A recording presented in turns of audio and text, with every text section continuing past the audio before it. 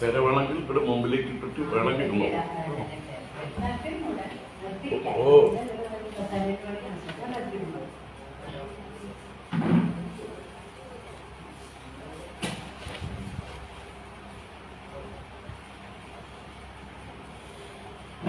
ഹരി ഓം. എല്ലാവർക്കും നമസ്കാരം. എല്ലാവർക്കും നമസ്കാരം.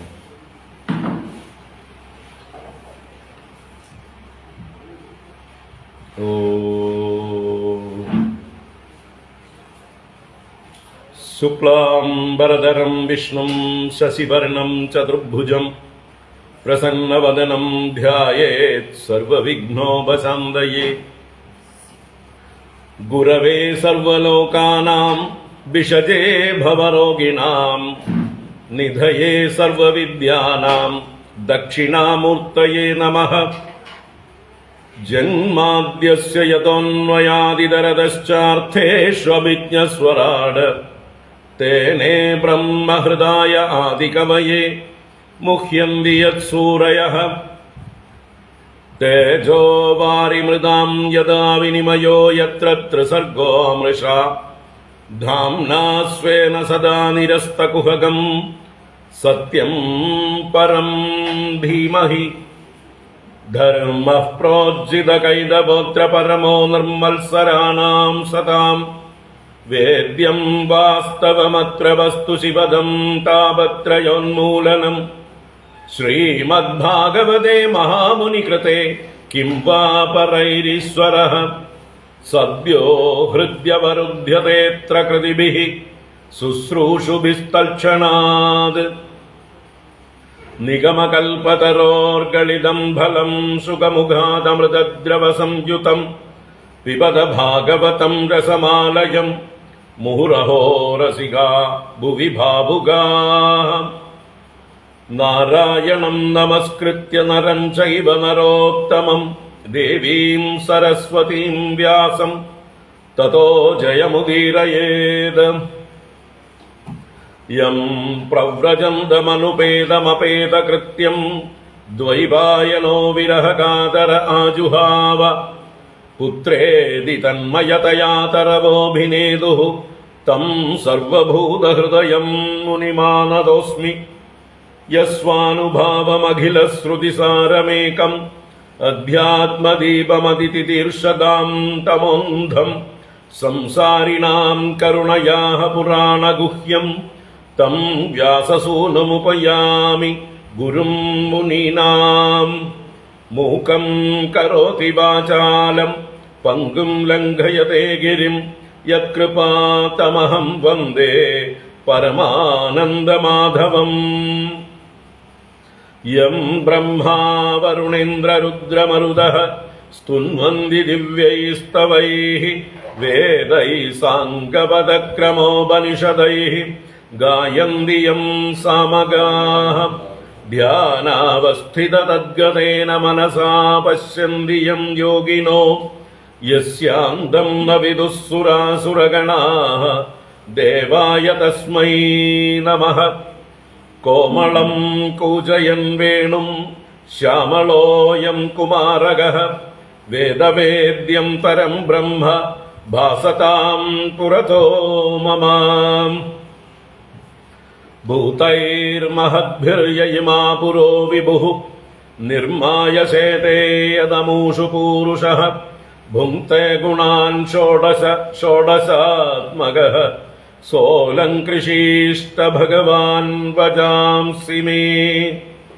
സച്ചിദാനന്ദരൂപായ വിശ്വോത്പത്യാദിഹേതവേ താപത്രയ വിനാശായ ശ്രീകൃഷ്ണായ വയം നുമഃ. കൃഷ്ണായ വാസുദേവായ ഹരയേ പരമാത്മനെ പ്രണതക്ലേശനാശായ ഗോവിന്ദായ നമോ നമഃ. കൃഷ്ണായ വാസുദേവായ ദേവകീനന്ദനായ ച നന്ദഗോപകുമാരായ ഗോവിന്ദായ നമോ നമഃ. നമഃ പങ്കജനാഭായ നമഃ പങ്കജമാലിനേ നമഃ പങ്കജനേത്രായ നമസ്തേ പങ്കജാംഗ്രയേ. പീതാംബരം കരവിരാജിതശംഖചക്രകൗമോദഗീ സരസിജം കരുണാസമുദ്രം രാധാസഹായമതിസുന്ദരമന്ദഹാസം വാതാലയേശമനിശം ഹൃദി ഭാവയാമി. വാതാലയേശമനിശം ഹൃദി ഭാവയാമി. ഓം നമോ ഭഗവതേ വാസുദേവായ. ഓം നമോ നാരായണായ. ഓം ശ്രീ ഗുരുവായൂരപ്പ ശരണം. ഓം നമഃ പരമഋഷിഭ്യോ നമഃ പരമഋഷിഭ്യഃ. ശ്രീ ഗുരുഭ്യോ നമഃ.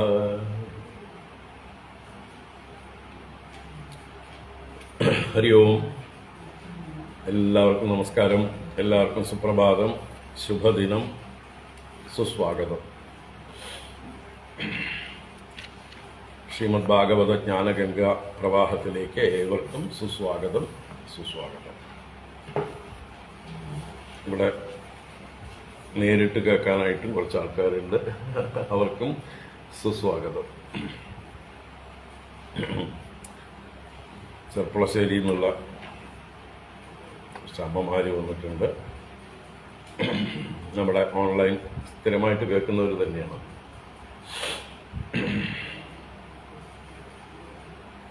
ഇത്ര നേരം തിരക്ക് തന്നെയായിരുന്നു. വേറെയും ഗുരുവായൂരിൽ നിന്നുള്ള മുഖ്യ വാര് ഒക്കെ വന്നിരുന്നു. ഗുരുവായൂരപ്പൻ്റെ സ്വന്തം ആള് ചൊവ്വല്ലൂർ വാര്യത്തെ ഹരിദാസ് ജി, അദ്ദേഹവും മിസ്സിസും ഒക്കെ നമ്മുടെ സ്റ്റുഡൻസ് തന്നെയാണ്, ഓൺലൈൻ സ്റ്റുഡൻസ് തന്നെയാണ്.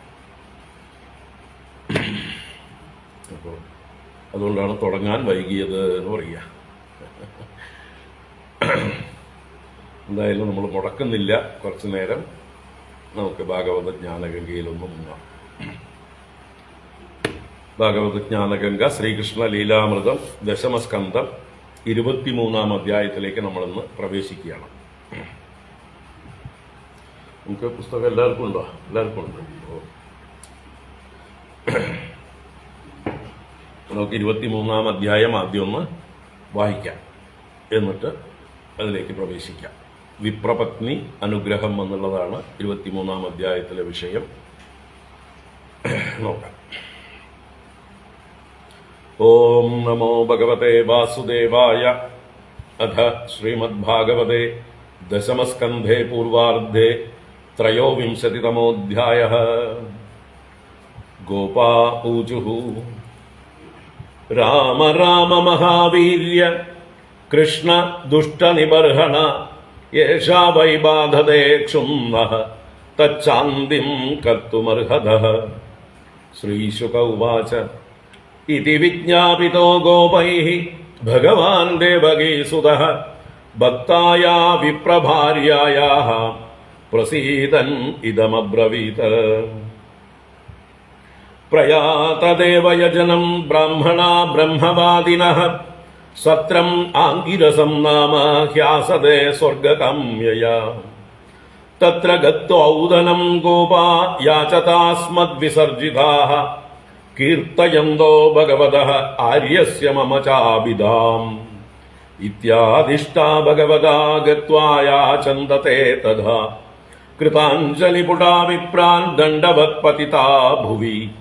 ഹേ ഭൂമിദേവാ ശൃണുത കൃഷ്ണസ്യാദേശകാരിണഃ പ്രാപ്താൻ ജാനീത ഭദ്രം വോ ഗോപാന്നോ രാമചോദിതാൻ. ഗാശ്ചാരയന്താ വിവിദൂരവോദനം രാമാച്യുതൗ വോ ലശതോ ബുഭുക്ഷിതൗ. തയോർദ്വിജാ ഓദനമർത്ഥിനോർയതി ശ്രദ്ധാ ച വോ യച്ഛത ധർമ്മവിത്തമാഃ. ദീക്ഷായാഃ പശുസംസ്ഥായാഃ സൗത്രാമണ്യാശ്ച സത്തമാഃ അന്യത്ര ദീക്ഷിതസ്യാപി നാന്നമസ്നൻ ഹി ദുഷ്യതി. ഇതി തേ ഭഗവത്യാജ്ഞാം ശൃണ്വന്തോപി ന ശുശ്രുവുഃ. ക്ഷുദ്രാശാ ഭൂരി കർമാണോ ബാലിശാ വൃദ്ധമാനിനഃ. ദേശകാലഃ പൃഥഗ് ദ്രവ്യം മന്ത്രതന്ത്ര ഋത്വിജോ അഗ്നയഃ. ദേവതാ യജമാനശ്ച ക്രതുർധർമ്മശ്ച യന്മയഃ. തം ബ്രഹ്മപരമം സാക്ഷാത് ഭഗവന്തമധോക്ഷജം മനുഷ്യദൃഷ്ട്യാ ദുഷ്പ്രജ്ഞാഃ മർത്യാത്മാനോ നമേനിരേ. നതേ യദോമിതി പ്രോജുഃ നനേതി ച പരന്തപ.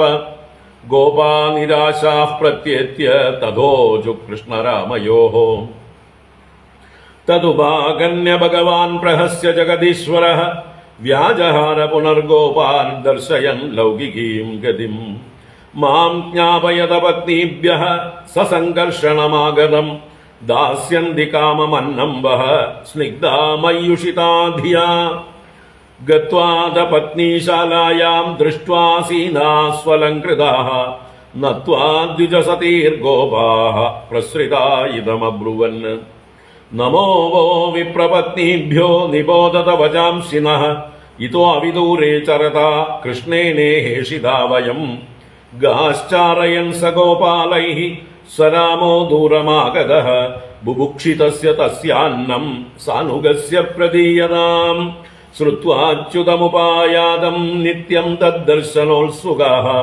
तत्कदा क्षिप्तमनसो बभूवुर्जातसम्भ्रमाः चतुर्विधम् बहुगुणम् अन्नमादाय भाजनैः अभिसस्रुः प्रियम् सर्वाः समुद्रमिव निम्नगाः निषिध्यमाना पतिभिः भ्रातृभिर्बन्धुभिः सुतैः भगवत्युत्तमश्लोके दीर्घश्रुतधृताशयाः यमुनोपवन्यशोकनवपल्लवमण्डिते विचरन्दमृतम् गोपैः साग्रजम् ददृशु स्त्रियः श्यामम् हिरण्यपरिधिम् वनमाल्यबर्हदादु प्रवालनटवेशमनुव्रतांसे विन्यस्तहस्तमितरेण धुनानमब्जम् कर्णोत्पलालककपोलमुगाब्जहासम् सर्वत्र गोविन्द नाम संकीर्तनम् गोविन्द गोविन्द प्रायश्रुतप्रियतमोदय कर्णपूरैः यस्मिन् निमग्नमनसः तमदाक्षिरन्ध्रैः अन्तः प्रवेश्य सुचिरम् परिरभ्यतापम् प्राज्ञम् यदाभिमतयो विजहुर्नरेन्द्र तास्तदा त्यक्तसर्वाशाः प्राप्ता आत्मदिदृक्षया विज्ञायाखिलदृग्द्रष्टा प्राह प्रहसिताननः स्वागतम् वो महाभागा आस्यताम् करवाम किम् यन्नोदिदृक्षया प्राप्ता उपपन्नमिदम् हि वः नन्वद्दामयि कुर्वन्ति कुशला स्वार्थदर्शनाः अहैदुक्यव्यवहिताम् भक्तिमात्मप्रिये यदाम् प्राणबुद्धिमनस्वात्मधारापत्यधनादयः यल् सम्पर्कात् प्रिया आसन् ततः कोऽन्वपरप्रियः तद्याददेवयजनम् पतयो वो द्विजादयः स्वसत्रम् पारयिष्यन्ति युष्माभिर्गृहमेदिनः पत्न्यौजुः मैवम् विबोर्हति भवान् गदितुम् नृशंसम् सत्यम् कुरुष्व निगमम् तव पादमूलम् प्राप्ता वयम् तुलसीदामपगावसृष्टम् केशैर्निवोढुमदिलङ्घ्य समस्तबन्धून् गृह्णन्ति नो नपतयः पितरौ सुतावाम् न भ्रातृबन्धुसुहृदः कुत एव चान्ये तस्माद्भवत्प्रपतयोः पतितात्मनाम् नो नान्या भवेद्गतिररिन्दम तद्विधेहि श्रीभगवानुवाच पतयो नाभ्यसूयेरन् पितृभ्रातृसुतादयः लोकाश्च वो मयोपेदा देवा अप्यनुमन्वते न प्रीतयेऽनुरागाय ह्यङ्गसङ्गो नृणामिह तन्मनोमयीम् जाना अचिरात् माम् अवाप्स्यथ श्रीशुक उवाच इत्युक्ता द्विजपत्न्यस्ता यज्ञपाठम् पुनर्गताः ते चानसूयवस्वाभिः स्त्रीभिः सत्रम् अपारयन् तत्रैका विधृता भर्त्रा भगवन्तम् यदा श्रुतम् हृदोपगुह्य विजहौ देहम् कर्मानुबन्धनम् भगवानपि गोविन्दः तेनैवान्येन गोपकान् चतुर्विधेनाशयित्वा स्वयं च बुभुजे प्रभुः एवम् लीला नरवपुः नृलोकमनुशीलयन् रेमे गोगोपगोपीनाम् रमयन् रूपवाक्कृतैः अधानुस्मृत्य विप्रास्ते अन्वतप्यन् कृतागसः यद्विश्वेश्वरयोर्याज्ञाम् अहन्म नृविडम्बयोः ദൃഷ്ട്വാ സ്ത്രീണാം ഭഗവതി കൃഷ്ണേ ഭക്തിം അലൗകികീം ആത്മാനം ച തയാഹീനം അനുതപ്താവ്യഗർഹയൻ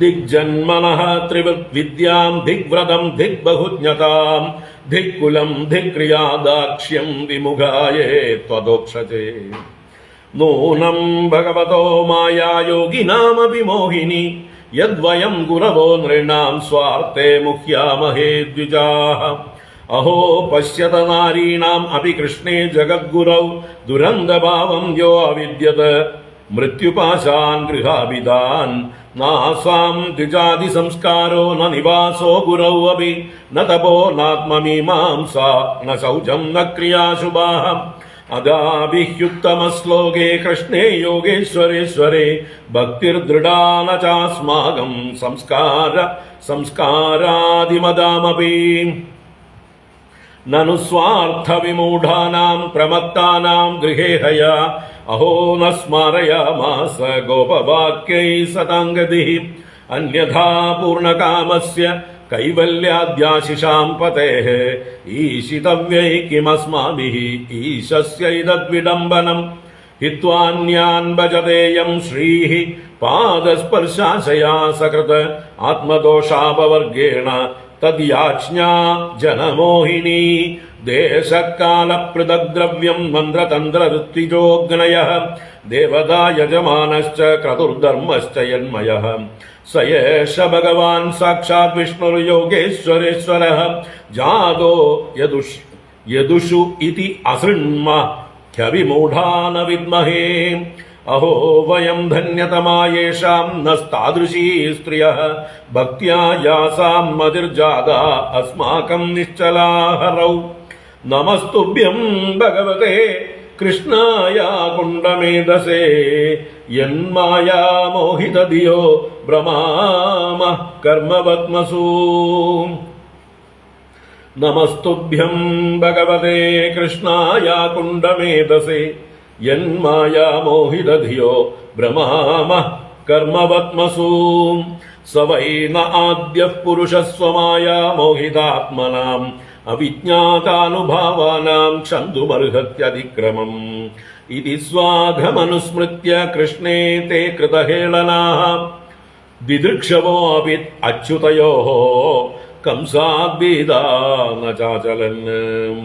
ഹരി ഓം. ഇത് ശ്രീമദ്ഭാഗവതേ മഹാപുരാണേ പാരമഹംസ്യാം സംഹിതായാം ദശമസ്കന്ധേ പൂർവാർദ്ധേ യജ്ഞപത്ന്യുദ്ധരണം നാമ ത്രയോവിംശതിതമോऽധ്യായഃ.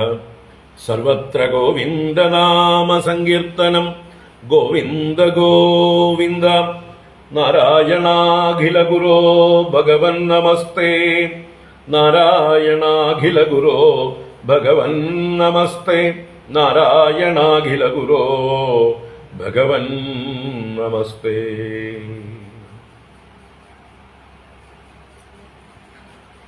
നാരായണ.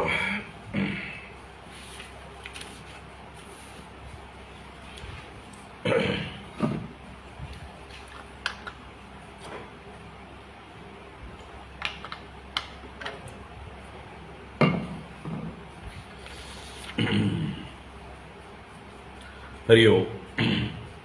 എല്ലാവർക്കും ഒരിക്കൽ കൂടെ നമസ്കാരം, സുപ്രഭാതം, ശുഭദിനം. ഭാഗവത ജ്ഞാനഗംഗയിലേക്ക്, ശ്രീകൃഷ്ണ ലീലാമൃതത്തിലേക്ക് സുസ്വാഗതം, സുസ്വാഗതം. നാരായണ. നമ്മൾ കഴിഞ്ഞ ദിവസങ്ങളിൽ ഭഗവാന്റെ അത്ഭുതകരങ്ങളായിട്ടുള്ള പല അനുഗ്രഹ ലീലകളും കണ്ടുകൊണ്ടിരിക്കുകയാണ്. കഴിഞ്ഞ ദിവസങ്ങളിൽ കണ്ടത് കാത്യായനി വ്രതം എന്നുള്ളതായിട്ടുള്ള ഗോപികമാർ ഭഗവാനെ തന്നെ തങ്ങൾക്ക് പതിയായി കിട്ടണം എന്ന് സങ്കല്പിച്ചുകൊണ്ട് ഭദ്രകാളി ദേവിയെ, കാത്യായനി ദേവിയെ ഒരു മാസം നീണ്ടു നിൽക്കുന്ന ഒരു വ്രതം അനുഷ്ഠിച്ചത് വിസ്തരിച്ച് കണ്ടു. ആ വ്രതം എങ്ങനെയൊക്കെയാണ് അവർ അനുഷ്ഠിച്ചത്, ഏത് മന്ത്രമാണ് അവർ ചൊല്ലിയത്, ഇതെല്ലാം നമ്മൾ കണ്ടു. കാത്യായനി മഹാമായേ മഹായോഗിന്യതീശ്വരി നന്ദഗോപസുതം ദേവി പതിമേ കുരുതേ നമ ഈ മന്ത്രം അവരാവർത്തിച്ച് ചൊല്ലിക്കൊണ്ട് പഞ്ചോപചാരങ്ങളെ കൊണ്ട്, അഥവാ ഗന്ധങ്ങൾ, മാല്യങ്ങൾ, ധൂപം, ദീപം, നൈവേദ്യം മുതലായതായിട്ടുള്ള വസ്തുക്കളെ കൊണ്ട്, ദ്രവ്യങ്ങളെ കൊണ്ട് ഭഗവാന് അല്ലെങ്കിൽ ഭഗവതിക്ക്, ഭദ്രകാളിയെ പൂജിച്ചു. ആ ഭദ്രകാളിയുടെ അനുഗ്രഹവും ഭഗവാന്റെ അനുഗ്രഹവും അവർക്ക് പ്രകടമായി അവസാനത്തെ ദിവസം, അവരുടെ വ്രതസമാപ്തി ദിവസം, അവർ പതിവ് പോലെ കാളിന്തിയിൽ കുളിക്കുന്നതായിട്ടുള്ള സമയത്തും വസ്ത്രമെല്ലാം കരയ്ക്ക് അഴിച്ചു വെച്ച് കുളിച്ചതായിട്ടുള്ള സമയത്ത് ഭഗവാൻ അനുഗ്രഹിക്കാനായിട്ട് അവിടെ എത്തിയതും തൻ്റെ കൂട്ടുകാരുമായിട്ടാണ് വന്നത്. കരയിൽ അഴിച്ചു വെച്ചിരിക്കുന്ന വസ്ത്രങ്ങൾ കണ്ട് ഇവര് നഗ്നകളായിട്ടാണ് നദിയിൽ കുളിക്കുന്നത് എന്ന് മനസ്സിലാക്കി ഇത് ഒരു ധർമ്മലംഘനമാണ്, അഥവാ വ്രതഭംഗം ഇതുമൂലം ഉണ്ടായിരിക്കണം. അതുകൊണ്ട് ഈ കാര്യത്തിൽ അവരെ പഠിപ്പിക്കുകയും അവരെ കൊണ്ട് പ്രായശ്ചിത്തം ചെയ്യുകയും ചെയ്താൽ മാത്രമേ അവർക്ക് ഈ വ്രതത്തിന്റെ പ്രയോജനം പൂർണ്ണമായി ലഭിക്കുകയുള്ളൂ എന്ന് മനസ്സിലാക്കി കൊടുക്കാൻ വേണ്ടി അവരുടെ വസ്ത്രങ്ങളെല്ലാം ഭഗവാൻ എടുത്ത് വൃക്ഷക്കൊമ്പുകളിൽ തൂക്കിയിട്ടുകൊണ്ട് വൃക്ഷത്തിൽ കയറിയിരുന്നു കൊണ്ട് ഭഗവാനും കൂട്ടുകാരുമായി പരിഹാസ വചനങ്ങൾ പറഞ്ഞുകൊണ്ട് ഈ ഗോപികമാരെ നോക്കിക്കൊണ്ട് പറഞ്ഞു, നിങ്ങൾ അവരവരുടെ വസ്ത്രം കരയ്ക്ക് കയറി വന്ന് തെരഞ്ഞെടുത്തോളൂ. ഇങ്ങനെ പറഞ്ഞതായിട്ടുള്ള സമയത്ത് അവര് തിരിച്ച് ഭഗവാനോട് അപേക്ഷിച്ചതെല്ലാം നമ്മൾ വിസ്തരിച്ച് കണ്ടു. അങ്ങ് ധർമ്മജ്ഞനല്ലേ, അങ്ങ് നന്ദഗോപന്റെ പ്രിയപുത്രനല്ലേ, ഞങ്ങൾക്ക് പ്രിയതമനല്ലേ, എല്ലാവരാലും പ്രശംസിക്കുന്ന ഗുണങ്ങളോടുകൂടിയവനല്ലേ എന്നൊക്കെ ഭഗവാനെ പുകഴ്ത്തിക്കൊണ്ട്, ഞങ്ങളിതാ തണുത്ത് വിറച്ചുകൊണ്ട് നിൽക്കുന്നത് കണ്ടില്ലേ, ഞങ്ങൾക്ക് വസ്ത്രം തന്നുകൂടെ എന്ന് കെഞ്ചി. അപ്പോഴേക്കും വേറെ ചിലർ പറഞ്ഞു, മര്യാദയ്ക്ക് തന്നില്ലെങ്കിൽ അച്ഛനോട് ചെന്ന് പറയും, ഇങ്ങനെയൊക്കെ ഭീഷണിയൊക്കെ മുഴക്കി. അപ്പോൾ ഭഗവാൻ ഇതിനെല്ലാം ചിരിച്ചുകൊണ്ട് പറഞ്ഞു, നിങ്ങൾ വ്രതഭംഗം വരുത്തിയിരിക്കുന്നു. നിങ്ങൾ വ്രതം കൊണ്ട് കർശിതരാണല്ലോ, ഈ ദിവസം ഇത്രയും ദിവസം നിങ്ങൾ വ്രതം അനുഷ്ഠിക്കുകയായിരുന്നല്ലോ. ആ വ്രതത്തിന്റെ പ്രയോജനം നിങ്ങൾക്ക് ലഭിക്കണമെങ്കിൽ നിങ്ങൾക്ക് നേരിട്ടിട്ടുള്ള ആ വ്രതഭംഗത്തിന് പ്രായശ്ചിത്തം ചെയ്യണം. അതിന് നിങ്ങൾ കരയ്ക്ക് കയറി വന്ന്, ആ നഗ്നരായി തന്നെ കയറി വന്ന് അവരവരുടെ വസ്ത്രങ്ങളെ എടുക്കുക. മാത്രമല്ല, അപ്പോൾ അത് കേട്ടപ്പോൾ അവര് ഭഗവാനോട് പറഞ്ഞിരുന്നു, ഞങ്ങൾ അങ്ങയുടെ ദാസികളാണല്ലോ, അങ്ങ് പറയുന്നത് എന്തും ചെയ്യാലോ എന്നൊക്കെ പറഞ്ഞിരുന്നു. അതിന് ഭഗവാൻ പറഞ്ഞു, നിങ്ങൾ എൻ്റെ ദാസികളാണെങ്കിൽ ഞാൻ പറഞ്ഞത് അനുസരിക്കണം എന്ന് പറഞ്ഞിട്ടാണ് കരയ്ക്ക് കയറി വരാൻ പറഞ്ഞത്. അവർ കയറി വന്നു, അവരുടെ നഗ്നതയെ കൈകൾ കൊണ്ട് മറച്ചുകൊണ്ട് എന്ന് പറഞ്ഞു. പക്ഷെ ഭഗവാൻ പറഞ്ഞു, അത് പോരാ, രണ്ട് കൈകളും ശിരസിന്റെ മുകളിൽ അഞ്ജലീബന്ധം ചെയ്ത് പ്രാർത്ഥിക്കണം, ദേവന്മാരോടെല്ലാം ക്ഷമാപണം ചെയ്യണം, വീണ് ഭൂമിയിൽ നമസ്കരിക്കുകയും ചെയ്യണം. അപ്പം മാത്രമേ പ്രായശ്ചിത്തമാവുള്ളൂ. ഇത് പറഞ്ഞപ്പോൾ അവർ അതും ചെയ്യാൻ സന്നദ്ധരായി. കാരണം ഭഗവാന് വേണ്ടി എന്തു ചെയ്യാനും എല്ലാം സമർപ്പിക്കാനും അവരുടെ മാനം പോലും അവര് ഉപേക്ഷിച്ചു എന്ന് പറയാം. ദേഹാഭിമാനം പൂർണ്ണമായി ഉപേക്ഷിച്ച് അവർ ഭഗവാന്റെ മുമ്പിൽ ശരണം പ്രാപിക്കുന്ന, അല്ലെങ്കിൽ എല്ലാം സമർപ്പിക്കുന്നതായിട്ടുള്ള ആ ഒരു ഭാവം പ്രകടിപ്പിച്ചപ്പോൾ ഭഗവാൻ അവർക്ക് വസ്ത്രങ്ങളെല്ലാം തിരിച്ചു കൊടുത്തു എന്നുള്ളതായിട്ടുള്ള കഥയാണ് നമ്മൾ കണ്ടത്. അപ്പം അതിൻ്റെ തത്വങ്ങളെല്ലാം നമ്മൾ വിശദമായി ചർച്ച ചെയ്തു. ഗോപികമാർക്ക് സ്ത്രീകൾ എന്നുള്ളതായിട്ടുള്ള ദേഹാഭിമാനം ഉണ്ടായിരുന്നു. അത് പൂർണ്ണമായി പോയാലേ ആത്മസ്വരൂപനായിട്ടുള്ള ഈശ്വരനെ അവർക്ക് പ്രാപിക്കാൻ പറ്റുള്ളൂ. ഈശ്വരപ്രാപ്തിക്ക് തടസ്സമായി നിൽക്കുന്നതാണ് നമ്മുടെ ദേഹാഭിമാനം. ദേഹവും മറ്റ് എല്ലാറ്റിലും ഉള്ള അഭിമാനം. നമുക്ക് എന്തെല്ലാം ഉണ്ടോ അതിലൊക്കെ നമുക്ക് അഭിമാനമുണ്ട്. നമ്മുടെ ദേഹം, മനസ്സ്, ബുദ്ധി, ഇന്ദ്രിയങ്ങൾ, അതുപോലെ നമുക്ക് സ്വന്തമായിട്ട് എന്തൊക്കെ വസ്തുക്കളുണ്ടോ, ഏതൊക്കെ സ്ഥാനമാനങ്ങളുണ്ടോ, എന്തെല്ലാം കുലമഹിമകളുണ്ടോ, ഇതെല്ലാം നമുക്ക് അഭിമാന കാരണങ്ങളാണ്. ഈ അഭിമാനം എല്ലാം ഉപേക്ഷിച്ചാൽ മാത്രമേ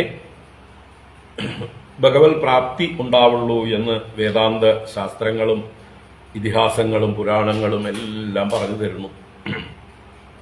ജാതി നീതി കുലഗോത്ര ദൂരകം നാമരൂപഗുണ ദോഷവർജിതം ദേശകാല വിഷയാദിവർത്തിയത് ബ്രഹ്മതത്വമസി ഭാവയാത്മനി എന്ന് ആചാര്യ ഭഗവത്പാദര് വിവേക ചൂടാമണിയിൽ പറയുന്നുണ്ട്. ആ ബ്രഹ്മം അതെല്ലാറ്റിൽ നിന്നും വിലക്ഷണമായി നിൽക്കുന്ന, എല്ലാറ്റിൽ നിന്നും അതീതമായിരിക്കുന്ന ആ വസ്തുവാണ്. അപ്പോൾ ഏതെല്ലാം വസ്തുക്കളിൽ നമുക്ക് അഭിമാനമുണ്ടോ ആ അഭിമാനമെല്ലാം ഉപേക്ഷിച്ചാൽ മാത്രമേ ആ ബ്രഹ്മമാണ് ഞാനെന്നുള്ള ബോധം നമ്മളിൽ ഉറയ്ക്കുകയുള്ളൂ. അഥവാ ബ്രഹ്മസ്വരൂപനായിട്ടുള്ള ഭഗവാനെ നമുക്ക് പ്രാപിക്കാൻ കഴിയുള്ളൂ. അപ്പം അതാണ് അവരുടെ ദേഹാഭിമാനത്തെ, സ്ത്രീകളെന്ന അഭിമാനത്തെ എല്ലാം പൂർണ്ണമായി ഭഗവാൻ ഉപേക്ഷിക്കാൻ പ്രേരിപ്പിച്ച് സർവസ്വവും ഭഗവാന്റെ മുമ്പിൽ സമർപ്പിച്ച് സന്യസ്തരായി എന്ന് നമ്മൾ പറഞ്ഞു. ഈ ഗോപികമാരിപ്പോൾ സന്യാസിനികളായി. സർവധർമാൻ പരിത്യജ്യ മാമേകം ശരണം വ്രജ അഹം ത്വാ സർവപാപേഭ്യോ മോക്ഷയിഷ്യാമി മാ ശുചഃ എന്ന ഭഗവാന്റെ ആ ഗീതോപദേശം അതിനെ പൂർണ്ണമായി അംഗീകരിച്ചവരായി, അത് പ്രയോഗത്തിൽ കൊണ്ടുവന്നവരായി ആ ഗോപികമാർ ഉയർന്നു എന്നർത്ഥം. അങ്ങനെയുള്ള ഗോപികമാരെ ഭഗവാൻ അനുഗ്രഹിച്ച് പറയുന്ന വാക്കുകളൊക്കെ നമ്മൾ കണ്ടു. നിങ്ങളുടെ നിഷ്കളങ്കതയിൽ ഞാൻ പ്രസന്നനായിരിക്കുന്നു, നിങ്ങൾക്ക് എന്താഗ്രഹിച്ചുവോ അതെല്ലാം ഞാൻ സാധിച്ചു തരുന്നുണ്ട് ഈ വരുന്ന രാത്രികളിൽ എന്ന് ഭഗവാൻ വരം കൊടുത്തു. അങ്ങനെ ഗോപികമാര് മനസ്സില്ലാ മനസ്സോടെ ഭഗവാന്റെ പ്രേരണ അനുസരിച്ച് മടങ്ങിപ്പോയി എന്ന് കണ്ടു. അതിനുശേഷമാണ് പിന്നൊരു ദിവസം ഭഗവാൻ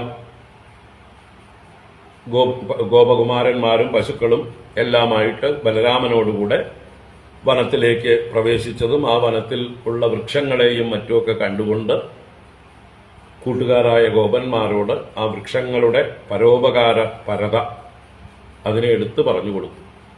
നോക്കൂ, ഈ വൃക്ഷങ്ങൾ നോക്കൂ, ഏതൊക്കെ തരത്തിലാണ് നമ്മളെ അനുഗ്രഹിക്കുന്നത്. സ്വയം വെയിലും മഴയും കാറ്റും തണുപ്പും കൊണ്ട് നമ്മളെ അതിൽ നിന്ന് രക്ഷിക്കുന്നു. നോക്കൂ, നമുക്കിപ്പോൾ ചായ തരുന്നില്ലേ, വെയിലേൽക്കാതെ നമുക്ക് നിഴൽ തരുന്നത് ആ വൃക്ഷങ്ങളല്ലേ. ആ വൃക്ഷങ്ങളിൽ നോക്കൂ, എന്തെല്ലാം പൂക്കളാണ്, പഴങ്ങളാണ്, തളിരുകളാണ്, അല്ലെങ്കിൽ പല തരത്തിൽ അതിൻ്റെ പ്രയോജനങ്ങൾ നമുക്ക് എന്തെല്ലാം തരത്തിലാണ് വൃക്ഷങ്ങൾ നമ്മളെ അനുഗ്രഹിക്കുന്നത് എന്ന് കാണിച്ചു കൊടുത്തുകൊണ്ട് ഈ വൃക്ഷങ്ങളെ പോലെ ആവണം. അല്ലെങ്കിൽ ഈ വൃക്ഷങ്ങൾ നോക്കൂ, അവയ്ക്ക് വിവേകബുദ്ധി കുറവാണ്, വിശേഷബുദ്ധി കുറവാണ്, വെറും സ്ഥാവരങ്ങളാണ്. എന്നിട്ട് പോലും അവരവരുടെ ജന്മത്തെ ധന്യമാക്കുന്നത് മറ്റുള്ളവർക്ക് വേണ്ടി സമർപ്പിച്ചുകൊണ്ടാണ്. അപ്പോൾ വിശേഷ ബുദ്ധിയുള്ളതായിട്ടുള്ള മനുഷ്യരായിട്ടുള്ള നമ്മൾ എങ്ങനെ ആയിരിക്കണം, ഇവരെക്കാൾ കൂടുതലായിട്ട് വേണ്ടേ ചെയ്യാൻ എന്നുള്ള സൂചന നൽകിക്കൊണ്ട് ഗോപബാലന്മാർക്ക് മാത്രമല്ല ഈ ഭാഗവതം പിന്നീട് കേൾക്കുന്ന എല്ലാവർക്കും ആ അറിവുണ്ടാവാൻ വേണ്ടിയിട്ടാണ് ഈ ഒരു ഉപദേശം ഭഗവാൻ ചെയ്തത്. നമ്മുടെയൊക്കെ ജീവിതം പരോപകാരാർത്ഥം ഇതം ശരീരം എന്നുള്ള ആ ഒരു ബോധത്തോടു കൂടിയാവണം. കാരണം നമ്മുടെ മുമ്പിൽ പരനായിരിക്കുന്നതെല്ലാം സാക്ഷാൽ ആ പരൻ തന്നെയാണ്, ഈശ്വരൻ തന്നെയാണ്. നമ്മൾ ആർക്ക് ഏത് ഉപകാരം ചെയ്താലും ഏത് സഹായം ചെയ്താലും അത് ഈശ്വരനുള്ള പൂജയാണ് എന്നുള്ള ഭാവത്തിൽ നമ്മൾ ചെയ്യണം. അപ്പോൾ മാത്രമേ നമുക്ക് ഈശ്വര സാക്ഷാത്കാരത്തിന് അർഹതയുള്ളൂ, യോഗ്യതയുള്ളൂ. ഇത് കാണിക്കാനാണ്, ഈ ഭക്തിയുടെ യഥാർത്ഥ തത്വത്തെ പ്രകാശിപ്പിക്കാൻ വേണ്ടിയിട്ടാണ് ഈ അധ്യായം അഥവാ 23-ാം അധ്യായത്തില് വിപ്രപത്നി അനുഗ്രഹം എന്നുള്ളതായിട്ടുള്ള ഈ ഭഗവാന്റെ ലീല. ഇപ്പോൾ അത് നമ്മൾ വായിച്ചു, നമുക്ക് ഓരോ ശ്ലോകങ്ങളായിട്ട് കാണാം. ഇതിൽ ആദ്യത്തെ ശ്ലോകം നമ്മൾ ഇന്നലെ തന്നെ പറഞ്ഞു, കാരണം അത് കഴിഞ്ഞ അധ്യായത്തിന്റെ അവസാനം ഈ ഗോപബാലന്മാര് വിശപ്പ് കൊണ്ട് തളർന്ന് രാമകൃഷ്ണന്മാരോട് അവരുടെ വിശപ്പ് മാറ്റാനായിക്കൊണ്ട് അപേക്ഷിച്ചു. അതാണ് കഴിഞ്ഞ അധ്യായത്തിലെ അവസാന ശ്ലോകം പറഞ്ഞത്. അതാണ് കസ്യാ ഉപവനേ കാമം ചാരയന്ത പശൂൻ നൃപ കൃഷ്ണരാമൗ ഉപാഗമ്യ ക്ഷുധാർത്താ ഇതമബ്രുവന്. അപ്പൊ പശുക്കളെ ശരിപ്പിച്ചുകൊണ്ടിരുന്നതായിട്ടുള്ള ആ ഗോപന്മാര് ക്ഷുധാർത്താഹ വിശപ്പ് കൊണ്ട് ആർത്തരായിട്ട് കൃഷ്ണരാമൗ ഉപാഗമ്യ രാമകൃഷ്ണന്മാരെ സമീപിച്ചുകൊണ്ട് ഇതം അബ്രുവന് ഇപ്രകാരം പറഞ്ഞു എന്ന് പറഞ്ഞു. ആ പറഞ്ഞത് അടുത്ത അധ്യായത്തിലായിരുന്നു. ഗോപാവൂജുഹു എന്ന് 23-ാം അധ്യായത്തിലെ 1-ാം ശ്ലോകം. രാമ രാമ മഹാവീര്യ കൃഷ്ണ ദുഷ്ട നിബർഹണ യേഷാ വൈ ബാധതേ ക്ഷുണ്ണഃ തച്ഛാന്തിം കർത്തുമർഹതഃ. ഗോപന്മാര് പറഞ്ഞത്, ഹേ രാമരാമ മഹാവീര്യ, അല്ലയോ പരാക്രമിയായ രാമ, അങ്ങ് ഞങ്ങൾക്ക് മുമ്പും വിശന്നപ്പോഴും മറ്റുമൊക്കെ ഭക്ഷണം തന്ന ആളാണ് അല്ലേ?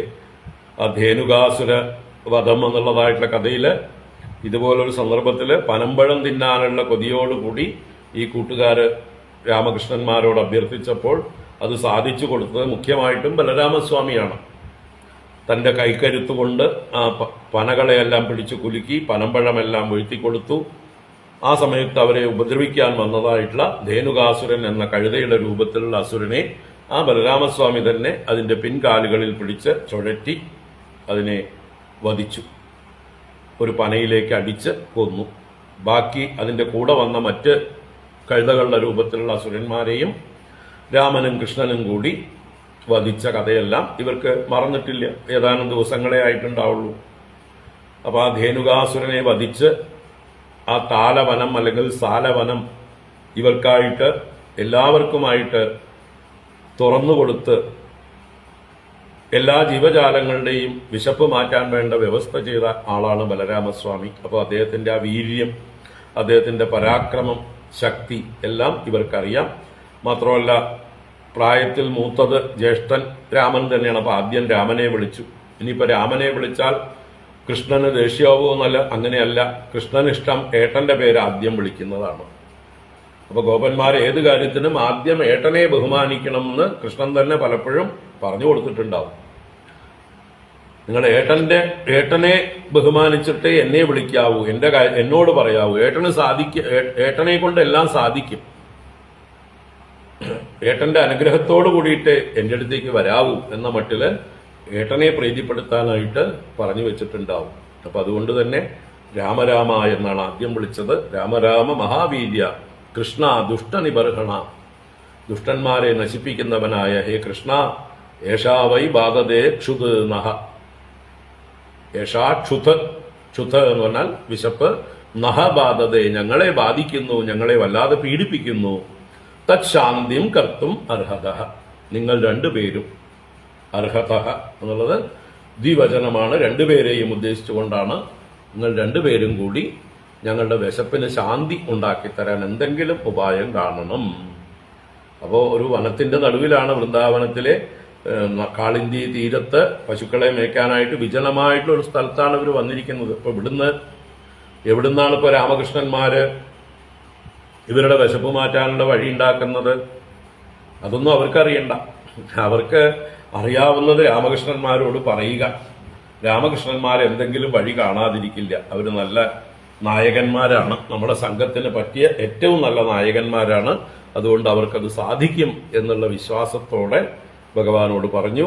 അപ്പോൾ അതിന് ഭഗവാൻ മറുപടി പറയുന്നതാണ് അടുത്ത് ശ്രീശുക ബ്രഹ്മർഷി പറയുന്നത്. ശ്രീശുക ഉവാച ഇതി വിജ്ഞാപിതോ ഗോപൈഃ ഭഗവാൻ ദേവകീസുതഃ ഭക്തായാ വിപ്രഭാര്യായാഃ പ്രസീദൻ ഇദമബ്രവീത്. ശ്രീശുക ഉവാച ഇതി വിജ്ഞാപിതോ ഗോപൈഃ ഭഗവാൻ ദേവകീസുതഃ ഭക്തായാ വിപ്രഭാര്യായാഃ പ്രസീദൻ ഇദമബ്രവീത്. അപ്പോൾ ഇതി ഗോപൈഃ വിജ്ഞാപിതഃ ഭഗവാൻ ദേവകീസുതഃ. ഇതി ഇപ്രകാരം ആ ഗോപന്മാരാൽ വിജ്ഞാപിതഃ അറിയിക്കപ്പെട്ടവൻ, നിവേദനം ചെയ്യപ്പെട്ടവൻ. എന്താ അറിയിപ്പിച്ചത്? അവരുടെ വിശപ്പിനെ കുറിച്ച്. ഞങ്ങൾക്ക് വിശക്കണു, ഞങ്ങൾക്ക് ഭക്ഷണം കഴിക്കാനുള്ള ആഗ്രഹമുണ്ട്, അത് നിങ്ങൾ വിചാരിച്ചാൽ നേടിത്തരാൻ സാധിക്കും. ഇതാണ് വിജ്ഞാപനം ചെയ്തത്. അപ്പൊ ഇതി ഗോപൈഃ വിജ്ഞാപിതഃ ഭഗവാൻ ദേവകീസുതഃ. ആ ഭഗവാൻ കൃഷ്ണൻ ഭക്തായാഃ വിപ്രഭാര്യായാഃ പ്രസീദൻ ഇദമബ്രവീത്. അപ്പൊ ഭഗവാൻ ലോകത്തിൽ ആരൊക്കെ ഭഗവാനെ എവിടെയിരുന്ന് ഭജിച്ചാലും അത് അറിയാനും കേൾക്കാനും ഉള്ള കഴിവുള്ള ആൾ തന്നെയാണ് ഭഗവാൻ. സർവവ്യാപിയാണ്, സർവ അന്തര്യാമിയാണ്. എല്ലാവരുടെ ഉള്ളിലും എല്ലാവരുടെയും ആത്മാവായിരിക്കുന്നത് ഭഗവാനാണ്. അതുകൊണ്ട് ആരൊക്കെ ആത്മാർത്ഥമായിട്ട് ഭഗവാനെ വിളിക്കുന്നുവോ അത് ആര് കേട്ടില്ലെങ്കിലും ഭഗവാൻ കേട്ടിരിക്കും. ഭഗവാൻ ദൂരെയൊന്നുമല്ല കേൾക്കാതിരിക്കാൻ. നമുക്ക് ഏറ്റവും അടുത്തിരിക്കുന്നത് ആരാന്ന് ചോദിച്ചാൽ ഭഗവാൻ തന്നെയാണ്, വേറെ ആരുമല്ല. എവിടെയായിരിക്കുന്നത് ചോദിച്ചാൽ നമ്മുടെ ഓരോരുത്തരുടെയും ആത്മാവായി ഹൃദയത്തിൽ നമ്മുടെ സ്വത്വമായിട്ടിരിക്കുന്നത് ഭഗവാനാണ്. അപ്പൊ നമ്മൾ ഏത് കാര്യം ചിന്തിക്കുമ്പോഴേ ഭഗവാൻ അറിയുന്നു. നമ്മുടെ എല്ലാ ഇച്ഛകളും ആഗ്രഹങ്ങളും ആദ്യം അറിയുന്നത് ഭഗവാൻ തന്നെയാണ്. അപ്പൊ ഭഗവാനെ പ്രത്യേകിച്ച് ആരും ഒന്നും അറിയിക്കേണ്ട ആവശ്യമില്ല. അപ്പൊ ഇവിടെ സർവാന്തര്യാമിയായിട്ടുള്ള ഭഗവാൻ ആ ഭക്തകളായിരിക്കുന്ന വിപ്രഭാര്യായ ബ്രാഹ്മണരുടെ ഭാര്യമാരുടെ നേർക്ക് പ്രസീതൻ, അവരുടെ ആഗ്രഹത്തിൽ, അവരുടെ എന്താ പറയുക, ഭഗവാനോടുള്ളതായിട്ടുള്ള പ്രേമത്തിൽ, ഭക്തിയിൽ പ്രസീതൻ പ്രസാദിച്ചുകൊണ്ട് ഇതം അബ്രവീത്, ഇപ്രകാരം പറഞ്ഞു എന്നാണ്. അപ്പോൾ ആ വിപ്രഭാര്യമാരുടെ ആ നന്മയാണ് ഭഗവാൻ അവരുടെ നേരെ പ്രസാദിക്കാനുള്ള കാരണം. പൊതുവെ അമ്മമാര് എന്ന് പറഞ്ഞാൽ എല്ലാ ജീവജാലങ്ങളോടും അലിവ് കൂടുതൽ പ്രകടിപ്പിക്കുന്നവരാണ്, അല്ലേ? അപ്പോൾ തീർച്ചയായിട്ടും അവര് എല്ലാ ജീവരാശികളെയും, സ്വന്തം ഭർത്താവിനെയും മക്കളെയും ബന്ധുക്കളെയും ഒക്കെ എപ്പോഴും ശുശ്രൂഷിച്ചു കൊണ്ടിരിക്കുന്നവരാണ്. അവരുടെ ജീവിതം തന്നെ മറ്റുള്ളവർക്ക് വേണ്ടി സമർപ്പിച്ചിട്ടുള്ളവരാണ്. ഇന്നത്തെ സ്ത്രീകളല്ല ഉദ്ദേശിക്കുന്നത്. ഇന്ന് അങ്ങനെയുള്ളവരുണ്ട്, ഇല്ല എന്നല്ല, പക്ഷെ ചുരുങ്ങി കൊണ്ടുവരുന്നു, അല്ലേ?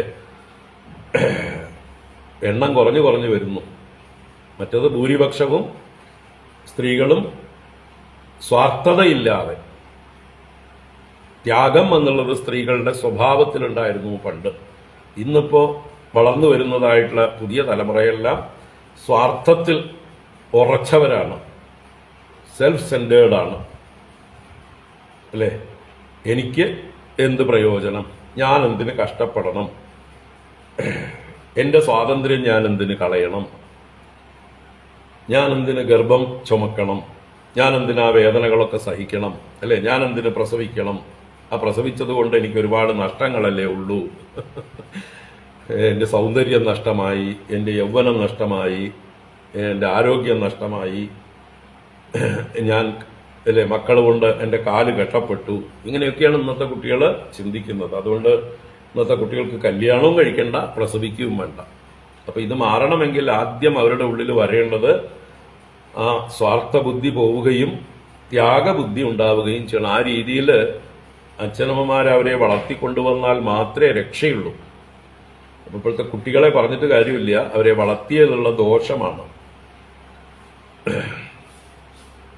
വളർത്തു ദോഷമാണ്. നമ്മുടെ പൂർവികര് മര്യാദയ്ക്ക് വളർത്തിയിരുന്നു, കുട്ടികൾക്ക് ത്യാഗം പഠിപ്പിച്ചുകൊണ്ട്, ഓരോരുത്തരും അവരവരുടെ ധർമ്മം എന്താണെന്ന് മനസ്സിലാക്കിച്ചുകൊണ്ട്, കർത്തവ്യം ബോധ്യപ്പെടുത്തിക്കൊണ്ട്. കാരണം ഈ സ്ത്രീകള്, ഈ പറഞ്ഞ പെൺകുട്ടികൾ ഇങ്ങനെ സ്വാർത്ഥരായി അവര് വിവാഹം കഴിക്കാനും പ്രസവിക്കാനും തയ്യാറല്ലെങ്കിൽ എന്താ സംഭവിക്കുക? മനുഷ്യരാശി തന്നെ ഇല്ലാതാവും, ഈ വംശമേ ഇല്ലാതെയാവും. എന്നാ എല്ലാവരും ഇല്ലാതായാൽ കുഴപ്പമില്ലായിരുന്നു. പക്ഷെ വേറെ ചില അസുര സ്വഭാവമുള്ളവരിവിടെ വർദ്ധിച്ചു വരികയും ചെയ്യുന്നുണ്ട്. അപ്പോ അവര് വർദ്ധിച്ചു വരികയും ഇവര് ചെറിയ സംഖ്യയാവുകയും ചെയ്യുമ്പോൾ ഈ പറയുന്ന സ്വാതന്ത്ര്യം എത്ര കാലം എന്ന് കൂടി ചിന്തിക്കണം. ഇപ്പോ നമ്മൾ അനുഭവിക്കുന്ന ഈ സ്വാതന്ത്ര്യം ഉണ്ടല്ലോ, ഈ പെൺകുട്ടികളൊക്കെ അനുഭവിക്കുന്ന സ്വാതന്ത്ര്യം, ഇത് പൂർണ്ണമായിട്ടും ഇല്ലാതാവാൻ പോകുന്നു എന്നുള്ളൊരു ദീർഘവീക്ഷണം അവർക്കില്ല. ഇത് പൂർണ്ണമായും ഇല്ലാതാവും എപ്പോൾ? ഈ നമ്മുടെ ഹിന്ദു സമൂഹം വളരെ ന്യൂനപക്ഷമായി തീരുകയും മറ്റൊരു സമൂഹം ഇവിടെ ഭൂരിപക്ഷമാവുകയും ചെയ്യുമ്പോൾ, അവരുടെ നിയമങ്ങൾ ഇവിടെ വന്നു കഴിയുമ്പോൾ അവരുടെ എല്ലാം അടിച്ചേൽപ്പിക്കലാണ്. ആ അടിച്ചേൽപ്പിക്കലിൽ ഇപ്പോഴുള്ള ഈ സ്വാതന്ത്ര്യം, ഇപ്പോ ഏറ്റവും ലിബറലായിട്ട് നടക്കുന്ന ആളുകൾക്ക് ഒട്ടും ലിബർട്ടി ഇല്ലാതെയാവുന്നത് കാണാം. അടിമകളാക്കി മാറ്റും, അടിമകളാക്കി പീഡിപ്പിക്കുന്നതായിട്ടുള്ള ഒരു അവസ്ഥയിലേക്ക് പോകും. അപ്പൊ ആ ഒരു ദീർഘവീക്ഷണം ഇല്ല. തൽക്കാലം ഞങ്ങൾക്ക് വിഷമിക്കാൻ വയ്യ, ഞങ്ങൾക്ക് കഷ്ടപ്പെടാൻ വയ്യ, ഞങ്ങൾക്ക് ഇപ്പോഴത്തെ സുഖം, ഇപ്പം ഞങ്ങൾക്ക് സൗകര്യങ്ങളുണ്ട്, വിദ്യാഭ്യാസമുണ്ട്, ജോലി കിട്ടിയിട്ടുണ്ട്, ഞങ്ങൾക്ക് സമ്പാദിക്കാനുള്ള കഴിവുണ്ട്, ഞങ്ങൾക്ക് വാഹനങ്ങളുണ്ട്, ഞങ്ങൾക്ക് എല്ലാ സൗകര്യവുമുണ്ട്, എന്തിനും ഏതിനും കൂട്ടുകാരുണ്ട്. ഇപ്പോഴുള്ള ആ ഒരു തിളപ്പ് എന്ന് പറയാൻ ശരിക്കും ഇത് അധികകാലം പോവില്ല. ഇത് ദീർഘവീക്ഷണം ചെയ്താൽ അത് മനസ്സിലാക്കി സ്വയം നമ്മുടെ പഴയ സംസ്കാരത്തിലേക്ക് തിരിച്ചു പോകണം. നമ്മുടെ കുട്ടികൾ സമയത്തിന് വിവാഹം കഴിക്കുകയും സമയത്തിന് സന്തതികളെ ജനിപ്പിക്കുകയും ചെയ്താൽ മാത്രമേ ഈ സമൂഹം നിലനിൽക്കുകയുള്ളൂ. ഈ സമൂഹം ഭൂരിപക്ഷമായിട്ട് എന്നും ഭാരതത്തിൽ നിലനിന്നാൽ മാത്രമേ ഇപ്പൊ പറയുന്ന ഈ സ്വാതന്ത്ര്യത്തിനൊക്കെ സാഹചര്യമേ ഉള്ളൂ. അല്ലെങ്കിൽ പിന്നെ എല്ലാ സ്വാതന്ത്ര്യവും പെട്ടിയിൽ അടച്ചു വെച്ച് അടിമകളെ പോലെ കഴിയാം.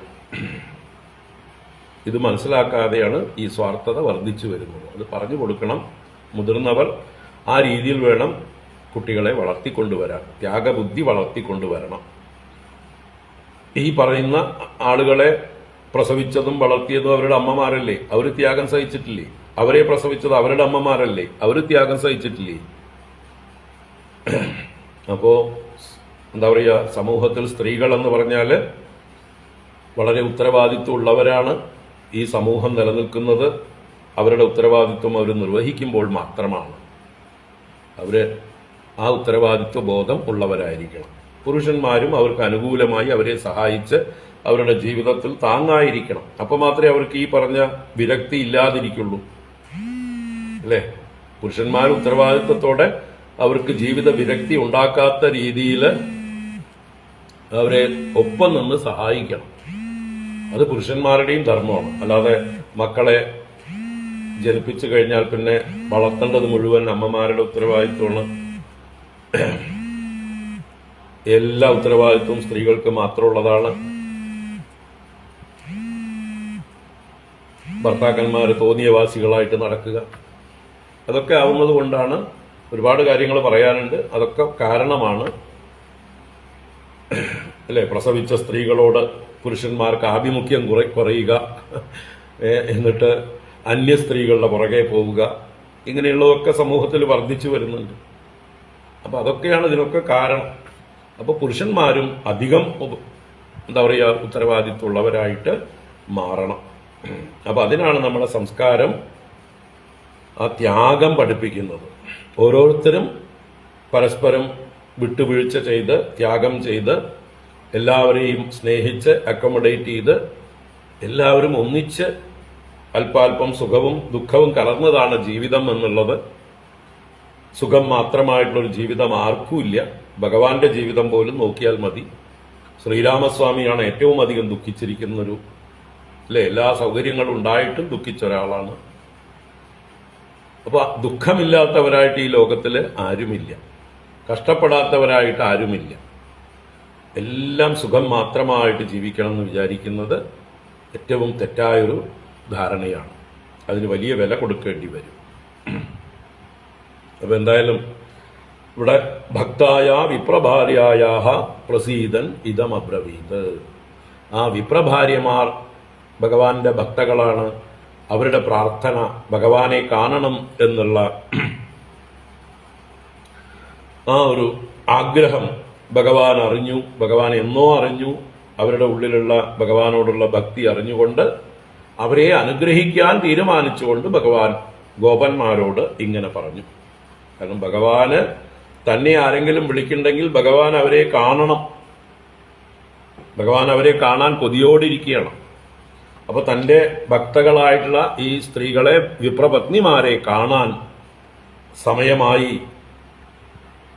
അതിനുള്ള അവസരം ഭഗവാൻ ഉണ്ടാക്കുകയാണ് തന്റെ കൂട്ടുകാരായ ഗോപന്മാരോട് ഇങ്ങനെ പറഞ്ഞുകൊണ്ട്.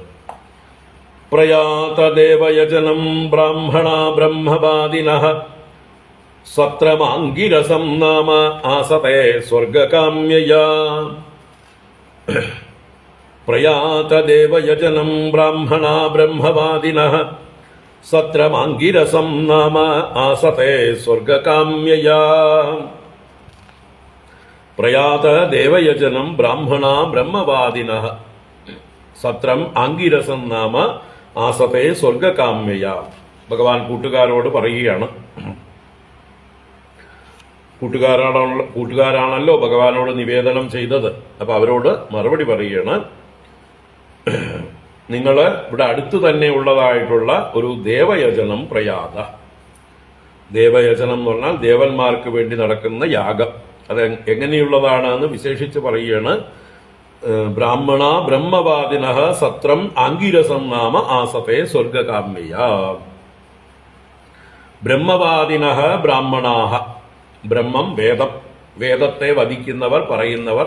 അപ്പോൾ വേദം പറയുന്നവരായ ബ്രാഹ്മണരായിട്ടുള്ള ആളുകള് സ്വർഗകാമ്യയ, അവര് സ്വർഗം കാമിച്ചുകൊണ്ട്, സുഖം കാമിച്ചുകൊണ്ട് ഈ ഭൂമിയിലും ഇനി പരലോകത്തും പോയി സ്വർഗത്തിൽ വസിക്കാൻ ആഗ്രഹിച്ചുകൊണ്ട് ഏതൊക്കെ സുഖഭോഗങ്ങൾക്ക് എന്ന് വെച്ചാൽ കാമ്യകർമ്മങ്ങൾ അനുഷ്ഠിക്കുന്നവരാണ് എന്നർത്ഥം.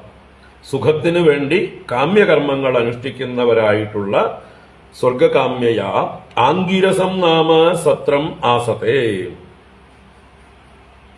ആംഗിരസം എന്ന പേരുള്ളതായിട്ടുള്ള ഒരു സത്രം. സത്രം എന്നുള്ളത് കുറച്ച് ദിവസം നീണ്ടു നിൽക്കുന്നതായിട്ടുള്ള ഒരു യാഗം. അപ്പൊ ഒരു യാഗം നടക്കുകയാണ്. ആസതേ, അവര് അതിലിരിക്കുകയാണ്, അനുഷ്ഠിക്കുകയാണ്. ആ ദേവയജനം പ്രയാത. ദേവയജനം എന്ന് പറഞ്ഞാൽ ആ യജ്ഞഭൂമി, ദേവന്മാർക്ക് യാഗം ചെയ്യുന്ന ഭൂമിയിലേക്ക് യൂയം പ്രയാത, നിങ്ങൾ പോകുവിൻ. അപ്പൊ യാഗശാലയിലേക്ക് ചെല്ലുവിൻ. അവിടെ വലിയൊരു ഗംഭീരമായിട്ടുള്ള യാഗം നടക്കുന്നുണ്ട്. അപ്പൊ യാഗം എന്ന് പറഞ്ഞാൽ ആ യാഗത്തിന്റെ എന്താ പറയുക, ഒഴിച്ചുകൂടാൻ പറ്റാത്ത ഭാഗമായിട്ട് അന്നദാനവും ഉണ്ടാകും. ഉറപ്പാണ്. അവിടെ വരുന്നവർക്കൊക്കെ അന്നം കൊടുക്കാനുള്ളതായിട്ടുള്ള വ്യവസ്ഥ ഉണ്ടാകും. അപ്പോ അതാണ് ഇവിടെ ഭഗവാൻ പറയാൻ പോകുന്നത്. തുടർന്ന് തത്ര ഗത്വാ ഉദനം ഗോപായാചതാസ്മദ്വിസർജിതാഃ കീർത്തയന്തോ ഭഗവതഃ ആര്യസ്യ മമ ചാഭിധാം. തത്ര ഗത്വാ ഉദനം ഗോപായാചതാസ്മദ്വിസർജിതാഃ കീർത്തയന്തോ ഭഗവതഃ ആര്യസ്യ മമ ചാഭിധാം. ഇപ്പൊ ഭഗവാൻ കഴിഞ്ഞ ശ്ലോകത്തില് ബ്രാഹ്മണ ബ്രഹ്മവാദിനഃ എന്ന് പ്രത്യേകം എടുത്തു പറഞ്ഞു, സ്വർഗകാമ്യയ എന്നും എടുത്തു പറഞ്ഞു. അപ്പോ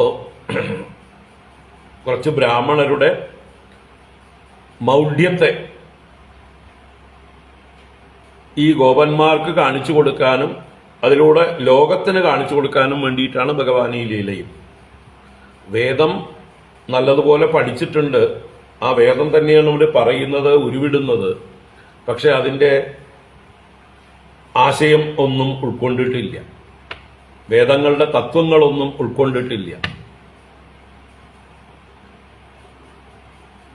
എല്ലാ വേദങ്ങളും ഉറപ്പിച്ച് പറഞ്ഞു തരുന്നത് ഈ പ്രപഞ്ചം ഈശ്വരനാണ് എന്നാണ്. ഈ പ്രപഞ്ചത്തിൽ സർവചരാചരങ്ങളും ഈശ്വരന്റെ പ്രത്യക്ഷമൂർത്തികളാണ്. വേദങ്ങൾ പഠിക്കുന്നവർ ആദ്യം പഠിക്കേണ്ട സൂക്തം, ഏറ്റവും പ്രഥമമായിട്ടുള്ള സൂക്തം പുരുഷ സൂക്തമാണ്. ആ പുരുഷ സൂക്തം ഒന്ന് മര്യാദയ്ക്ക് അർത്ഥം മനസ്സിലാക്കി പഠിച്ചിരുന്നെങ്കിൽ നന്നായേനെ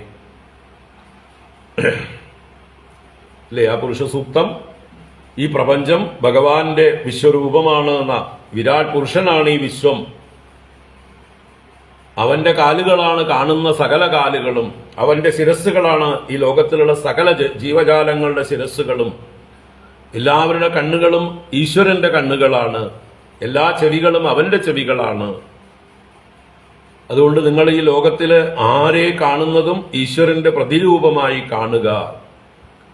പുരുഷ ഏവേദകം സർവം യദ്ഭൂതം യച്ഛ ഭവ്യം.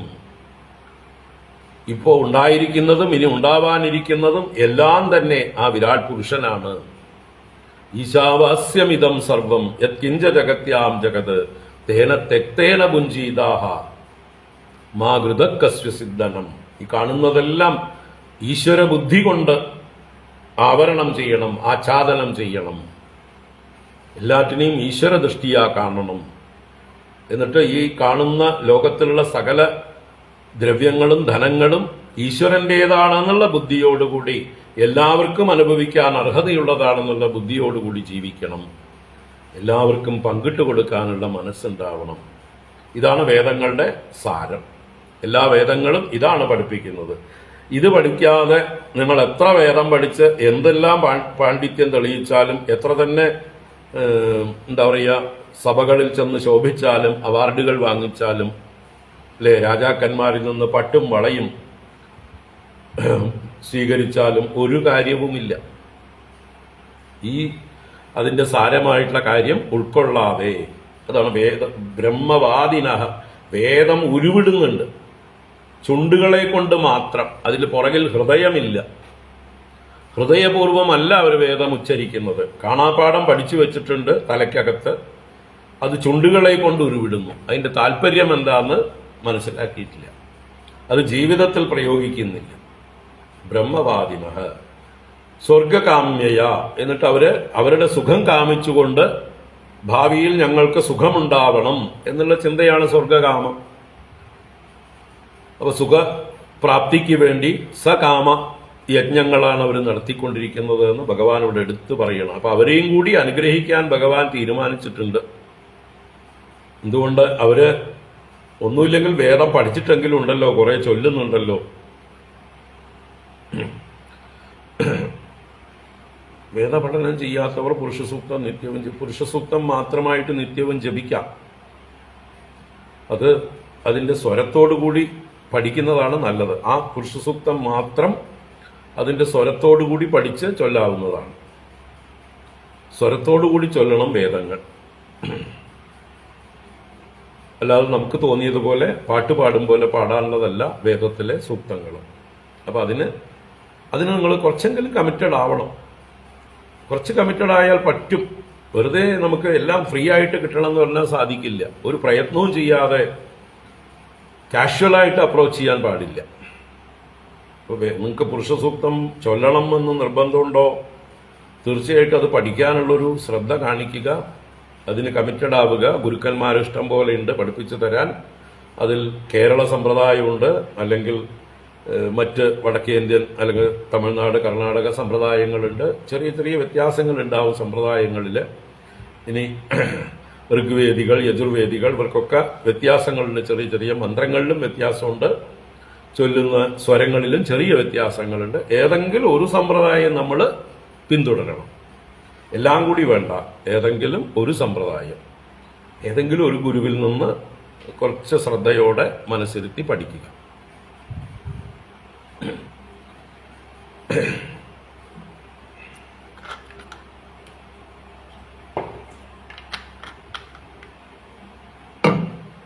അപ്പോ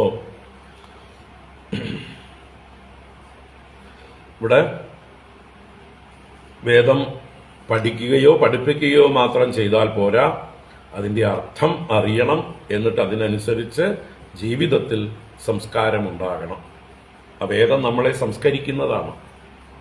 നമ്മുടെ ജീവിതത്തിൽ നമ്മുടെ എന്താ പറയുക ആറ്റിറ്റ്യൂഡിനെ മാറ്റുന്നതാണ്. നമ്മുടെ കർമ്മങ്ങളെ ശുദ്ധീകരിക്കുന്നതാണ്. അങ്ങനെ ആ വേദങ്ങളിൽ പറഞ്ഞിരിക്കുന്ന ആശയങ്ങളെ ജീവിതത്തിൽ പകർത്തി നമ്മൾ ശുദ്ധി നേടിക്കൊണ്ട് അതിലൂടെ ജ്ഞാനം നേടി ഈശ്വരനെ അറിയാൻ വേണ്ടിയിട്ടാണ് വേദങ്ങൾ. അപ്പോൾ അതറിയാത്ത മൂഢജനങ്ങൾ എന്ന് സൂചിപ്പിക്കുകയാണ് ഇവിടെ. സ്വർഗകാമ്യയ ബ്രഹ്മവാദിന ബ്രാഹ്മണാഹ സത്രം ആസഭെ. അപ്പൊ അവരെയും കൂടി ഭഗവാൻ അനുഗ്രഹിക്കാൻ തീരുമാനിച്ചു. അവരുടെ ഭാര്യമാര് ഉത്തമകളായതുകൊണ്ടും അവര് വേറെ ഹിംസാപ്രവൃത്തികളൊന്നും ചെയ്യുന്നില്ല. വേദം പഠിച്ചിട്ടുണ്ടല്ലോ, കുറെ ചൊല്ലുന്നുണ്ടല്ലോ, ആ വൈദിക സമ്പ്രദായത്തെ നിലനിർത്തുന്നുണ്ടല്ലോ. അല്ലെ, വേദം കാണാപ്പാഠം പഠിച്ച് ചൊല്ലി നിലനിർത്തുക എന്നുള്ളതും ഒരു തപസ്സാണ് ഒരു കണക്കിന്. അപ്പൊ അതുകൊണ്ട് അവരെ അനുഗ്രഹിക്കാൻ ഭഗവാൻ തീരുമാനിച്ചു. തത്ര ഗത്വാ ഉദനം ഗോപായാചതാസ്മദ് വിസർജിതാഹ. ഭഗവാൻ പറയണ്, ഹേ ഗോപാഹ തത്ര ഗത്വാ, അവിടെ ചെന്നിട്ട്, ആ യാഗശാലയിൽ ചെന്നിട്ട്, അസ്മദ് വിസർജിതാഹ, ഞങ്ങളാൽ പറഞ്ഞയക്കപ്പെട്ടവരാണ് എന്ന് പറഞ്ഞുകൊണ്ട്, അസ്മദ് ഞങ്ങളാൽ വിസർജിതാഹ. ഇവിടെ വിസർജിതാഹ എന്ന് പറഞ്ഞാൽ പ്രേഷിതാഹ, പറഞ്ഞയക്കപ്പെട്ടവർ എന്നർത്ഥത്തിലാണ്. അപ്പൊ ഞങ്ങളാൽ പറഞ്ഞയക്കപ്പെട്ടവരാണെന്ന് അറിഞ്ഞ് ഭഗവതഃ ആര്യസ്യ മമച അഭിതാം കീർത്തയന്തഃ. ഇവിടെ ആര്യസ്യ എന്ന് ഏട്ടനെ ചൂണ്ടിക്കാണിച്ചുകൊണ്ട് പറയണം. ഭഗവതഃ ആര്യസ്യ, ഏട്ടനെ പറയുന്നു ഭഗവാൻ എന്ന് തന്നെ. ഭഗവാനായ ഏട്ടന്റെ പേരും ബലരാമസ്വാമിയുടെ പേരും മമച അഭിതാം, എന്റെ പേരും, അഭിതാ എന്ന് പറഞ്ഞാൽ നാമം. അപ്പൊ മമച അഭിതാം, എന്റെ പേരും കീർത്തയന്തഃ, നിങ്ങൾ അവിടെ ചെന്ന് പറയൂ, കീർത്തിക്കൂ. എന്നിട്ട് ഓദനം യാചത, അവിടെ ചെന്ന് അന്നത്തെ, ഓദനം എന്ന് പറഞ്ഞാൽ അന്നമാണ്, അന്നത്തെ ഭക്ഷണത്തെ നിങ്ങൾ യാചിക്കൂ, ചോദിച്ചോളൂ, ധൈര്യമായിട്ട് പൊക്കോളൂ എന്ന് പറഞ്ഞ് ഭഗവാൻ പ്രേരിപ്പിക്കുകയാണ്. തത്ര ഗത്വ ഊദനം കോപായാചതാസ്മദ് വിസർജിതാഃ കീർത്തയന്തോ ഭഗവതഃ ആര്യസ്യ മമ ചാഭിതാം ഇത്യാദിഷ്ടാ ഭഗവതാ ഗത്വാ യാചന്തതേ യഥാ തദാ കൃതാഞ്ജലിപുടാ വിപ്രാൻ ദണ്ഡവത് പതിതാ ഭുവി. ഇത്യാദിഷ്ടാ ഭഗവതാ ഗത്വാ യാചന്തതേ തദാ കൃതാഞ്ജലിപുടാ വിപ്രാൻ ദണ്ഡവത് പതിതാ ഭുവി. അപ്പൊ ഇതി ഭഗവതാ ആദിഷ്ടാഹ തേ, ഇപ്രകാരം ഭഗവാനാൽ ആദേശിക്കപ്പെട്ടവരായ അവർ, ആ ഗോപന്മാർ, തേ ഗത്വ, അവിടെ ചെന്നു, പറഞ്ഞതുപോലെ അന്വേഷിച്ച് കണ്ടുപിടിച്ചു യാഗശാല. യാഗശാല കണ്ടുപിടിക്കാൻ വലിയ പ്രയാസമൊന്നും ഉണ്ടാവില്ല അല്ലെ, അന്തരീക്ഷത്തിൽ എവിടുന്നാണ് പുക പൊങ്ങുന്നത് നോക്കിയാൽ മതി. ഇപ്പോൾ വനത്തിലാണെങ്കിലും ആ പുകയെ കണ്ടുപിടിച്ച് എത്രയെത്ര ധൂമഃ തത്ര തത്ര വന്യഹി എന്ന ന്യായേന, എവിടെ പുകയുണ്ടോ അവിടെ അഗ്നി ഉണ്ടാവും, അപ്പൊ തീർച്ചയായിട്ടും അവിടെ തന്നെയായിരിക്കും യാഗശാല എന്ന് നിരൂപിച്ച് പോകാം. അങ്ങനെ അവിടെ ചെന്ന് ഗത്വാ കൃതാഞ്ജലിപുടാഹ ഭുവി ദണ്ഡവത് പതിതാഹ. കുട്ടികൾ നല്ല വിനയം പ്രകടിപ്പിച്ചു, എന്തെങ്കിലും ധിക്കാരമൊന്നും കാണിച്ചിട്ടില്ല. അവിടെ ചെന്ന് അവരെ വരട്ടുകയോ തോന്നിയവാസം പറയുകയോ ഒന്നും ചെയ്തിട്ടില്ല. മര്യാദയ്ക്ക് കൃതാഞ്ജലിപുടാഹ, അഞ്ജലിപുടം, കൈക്കുമ്പിൽ കൂപ്പിക്കൊണ്ട് ദണ്ഡവത് പതിതാഹ, അവരൊക്കെ അവിടെ ചെന്ന് നമസ്കരിച്ചു. ഭൂമിയിൽ നമസ്കരിച്ചിട്ട് വിപ്രാൻ തഥാ അയാചന്ത, വിപ്രന്മാരോട്, ബ്രാഹ്മണരോട് ഭഗവാൻ പറഞ്ഞതുപോലെ അയാചന്ത യാചിച്ചു. എങ്ങനെയാണോ ഭഗവാൻ ഉപദേശിച്ചത്, രാമകൃഷ്ണന്മാരാൽ പ്രേരിതരായിട്ടാണ് ഞങ്ങൾ ഇവിടേക്ക് വന്നിരിക്കുന്നത്, ഞങ്ങൾക്ക് വിശക്കുന്നു, അവർക്കും വിശക്കുന്നുണ്ട്, ആ രാമകൃഷ്ണന്മാർക്കും ഞങ്ങൾക്കും ഭക്ഷിക്കാനുള്ളതായിട്ടുള്ള ഓദനം, അന്നം തന്ന് ഞങ്ങളെ അനുഗ്രഹിക്കണം എന്ന് ബ്രാഹ്മണരോട് ചെന്ന് അപേക്ഷിച്ചു. ഭഗവാൻ പറഞ്ഞതുപോലെ പറഞ്ഞു. അതാണ് അടുത്ത ശ്ലോകത്തിലും പറയുന്നത്. ഹേ ഭൂമിദേവാ ശൃണുത കൃഷ്ണസ്യാദേശകാരിണഃ പ്രാപ്താൻ ജാനീത ഭദ്രം വോ ഗോപാൻ നോ രാമചോദിതാൻ.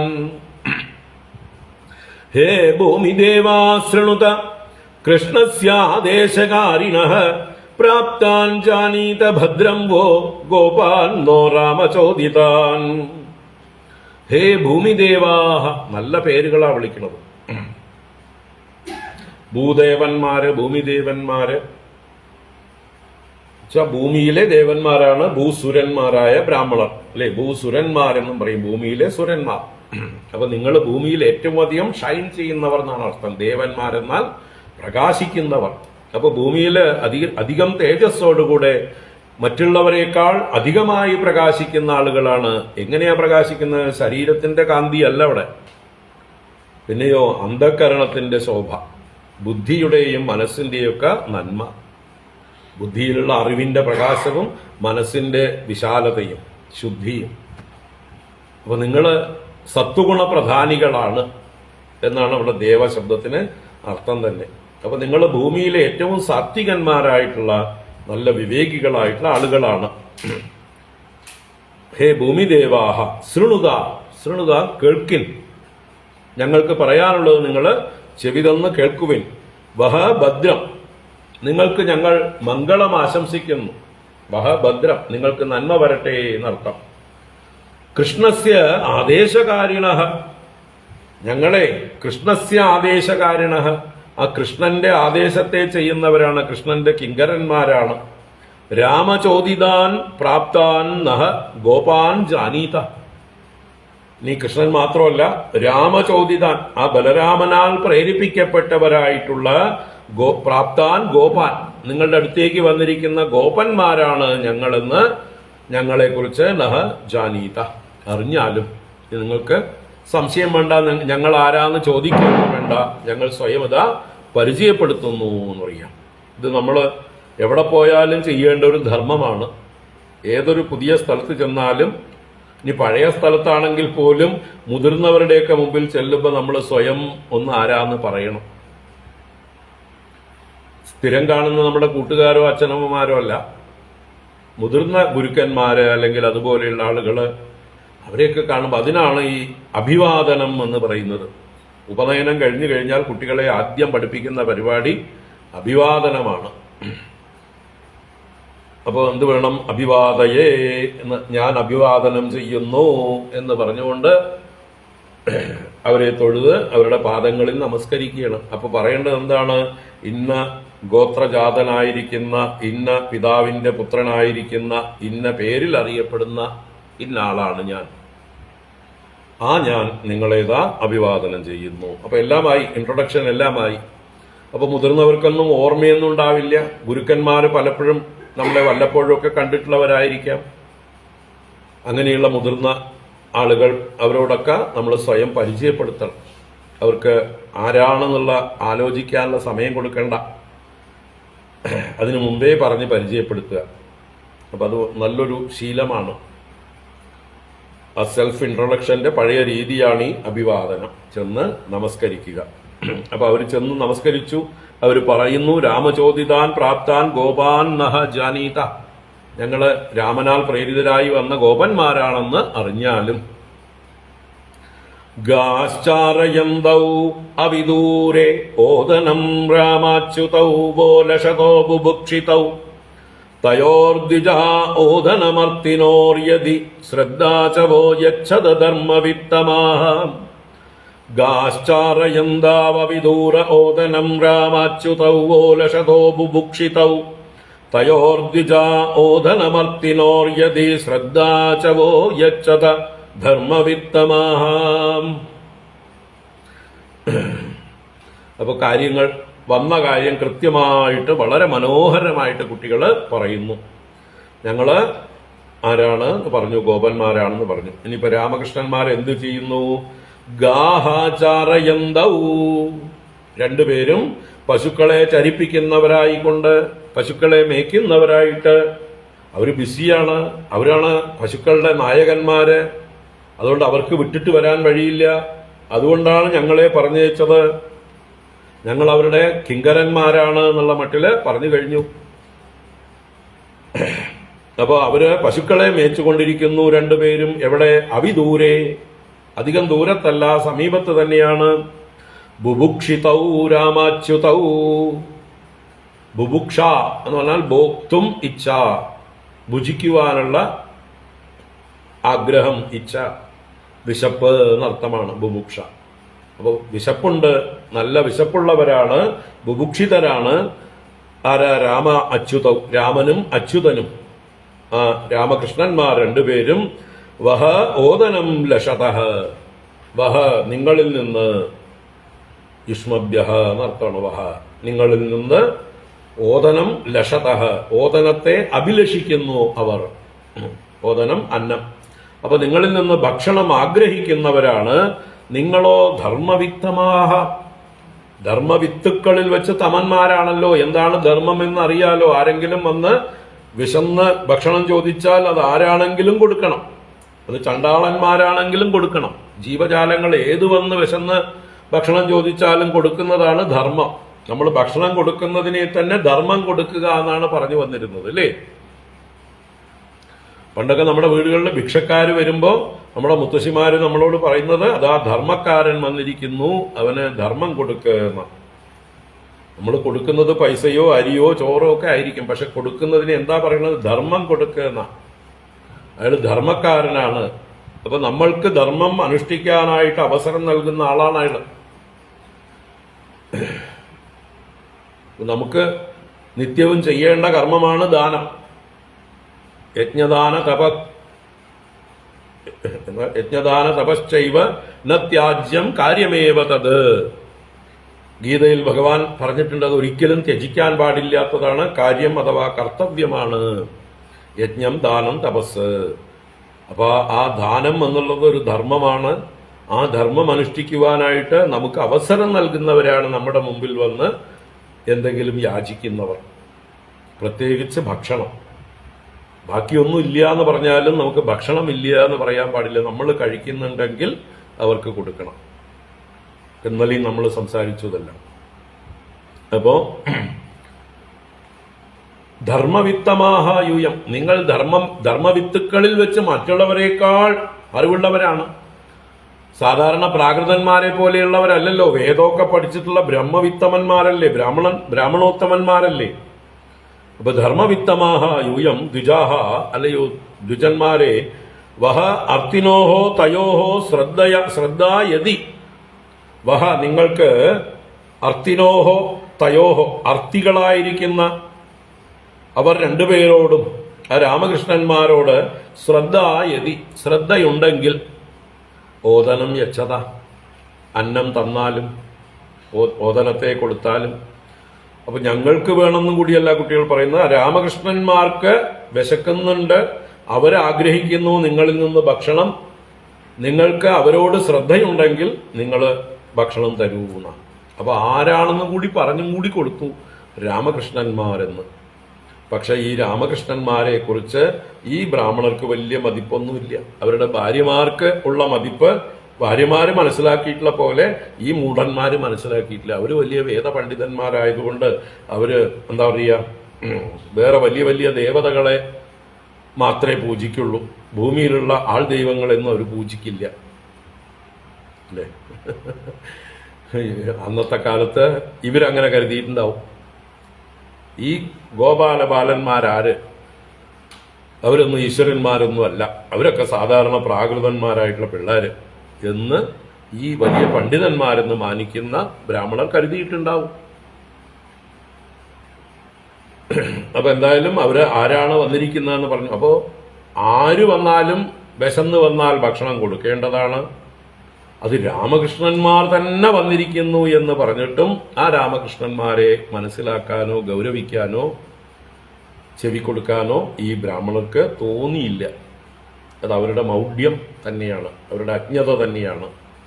അവർ വേദങ്ങളൊക്കെ കാണാപ്പാഠം പഠിച്ചിട്ടുണ്ട്, കർമ്മങ്ങളൊക്കെ ചെയ്യാൻ യാന്ത്രികമായി പഠിച്ചിട്ടുണ്ട്, അതിൻ്റെ ഒന്നും തത്വം പഠിച്ചിട്ടില്ല എന്നർത്ഥം.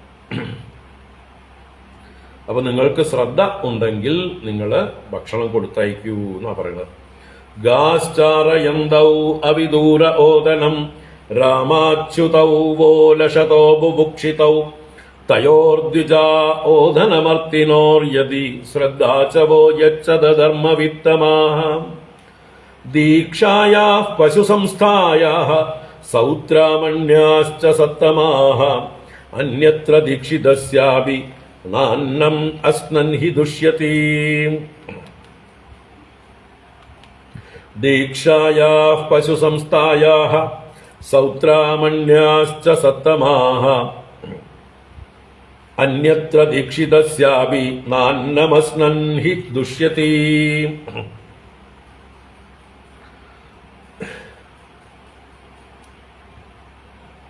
അപ്പോ ഇനി ഇവര് ഈ അന്നം ചോദിച്ചത് അസമയത്താണോ?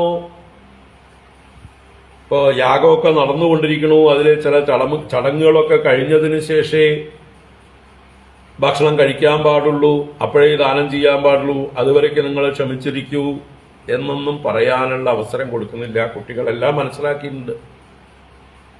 ഇന്ന സമയത്ത് ഭക്ഷണം കഴിച്ചുകൂടാ എന്ന് യാഗത്തിലുണ്ട്. അതിന് സൗത്രാമണ്യം, പശുആലംബനം മുതലായിട്ടുള്ള ചടങ്ങുകളുണ്ട്. അതിനു മുമ്പ് ഭക്ഷിച്ചുകൂടാ, ദീക്ഷിതാന്നം ഭക്ഷിച്ചുകൂടാ എന്ന് ശാസ്ത്രം പറഞ്ഞിട്ടുണ്ട്. അപ്പോ ഇപ്പൊ ഞങ്ങൾ വന്ന് ചോദിച്ചിരിക്കുന്നത്, ഇപ്പൊ ബ്രാഹ്മണർ ദീക്ഷയിലിരിക്കുകയാണ്, യാഗത്തിന്റെ ദീക്ഷ വരിച്ചിട്ടുണ്ട്. അപ്പൊ ദീക്ഷയിലിരിക്കുന്നതായിട്ടുള്ള ഞങ്ങളുടെ അന്നം നിങ്ങളും ഭുജിച്ചുകൂടാ, നിങ്ങളും ഒന്നിച്ചേ ഭുജിക്കാവൂ, ഞങ്ങൾ ഭുജിച്ചിട്ടേ നിങ്ങൾ ഭുജിക്കാവൂ എന്നൊക്കെയുള്ളതായിട്ടുള്ള ന്യായങ്ങൾ അവരാലോചിച്ച് ചിലപ്പോൾ മറുപടി പറയാം. അപ്പം നിങ്ങൾ ദീക്ഷയിലിരിക്കുന്നവരാണ് എന്ന് പറഞ്ഞപ്പോൾ ഇതിൽ ഇന്ന കർമ്മങ്ങൾ കഴിഞ്ഞിരിക്കുന്നു എന്ന് ഞങ്ങൾ മനസ്സിലാക്കുന്നു, അതുകൊണ്ട് തന്നെ ആ ദീക്ഷയുടെ പ്രാധാന്യം കഴിഞ്ഞിരിക്കുന്നു എന്നാണ് കുട്ടികൾ പറയുന്നത്. കുട്ടികൾക്ക് മനസ്സിലായിട്ടുണ്ട്. അതാണ് ഇവിടെ ഹേ സത്തമാഹ, അല്ലയോ പൂജ്യന്മാരായിരിക്കുന്നവരെ, സത്തുക്കളിൽ വെച്ച് തമന്മാരെ, ദീക്ഷായാഹ പശുസംസ്ഥായാഹ, ദീക്ഷയോടുകൂടിയ പശുസംസ്ഥ എന്ന് പറഞ്ഞാൽ ഓരോ യാഗത്തിലും ചെയ്യേണ്ടതായിട്ടുള്ള പശു ആലംബനം എന്ന് പറഞ്ഞ ചില മൃഗങ്ങളെ ബലിയായിട്ട് സമർപ്പിക്കുന്നതായിട്ടുള്ള ചടങ്ങുകളുണ്ട്. അപ്പൊ അതിന് മൃഗങ്ങളെ തന്നെ കൊടുക്കണമെന്നില്ല, അതിന് പ്രതീകാത്മകമായിട്ട് പല പരിപാടികളുണ്ട് യാഗങ്ങളിൽ. പശു ആലംബനം എന്നുള്ളതിന് മാവ് കുഴച്ചുകൊണ്ട് ഈ കുതിരയുടെയും കാളയുടെയും ഒക്കെ ആകൃതിയിൽ മാവ് കുഴച്ച് വെച്ച് അതിനെ എന്താ പറയുക, അതിനെ ബലി കൊടുക്കുന്ന മാതിരി ഛേദിക്കുന്ന മാതിരിയുള്ള ചടങ്ങുകളൊക്കെ ഉണ്ട്. സാത്വികമായിട്ടുള്ള യാഗങ്ങൾ അങ്ങനെയൊക്കെയാണ്.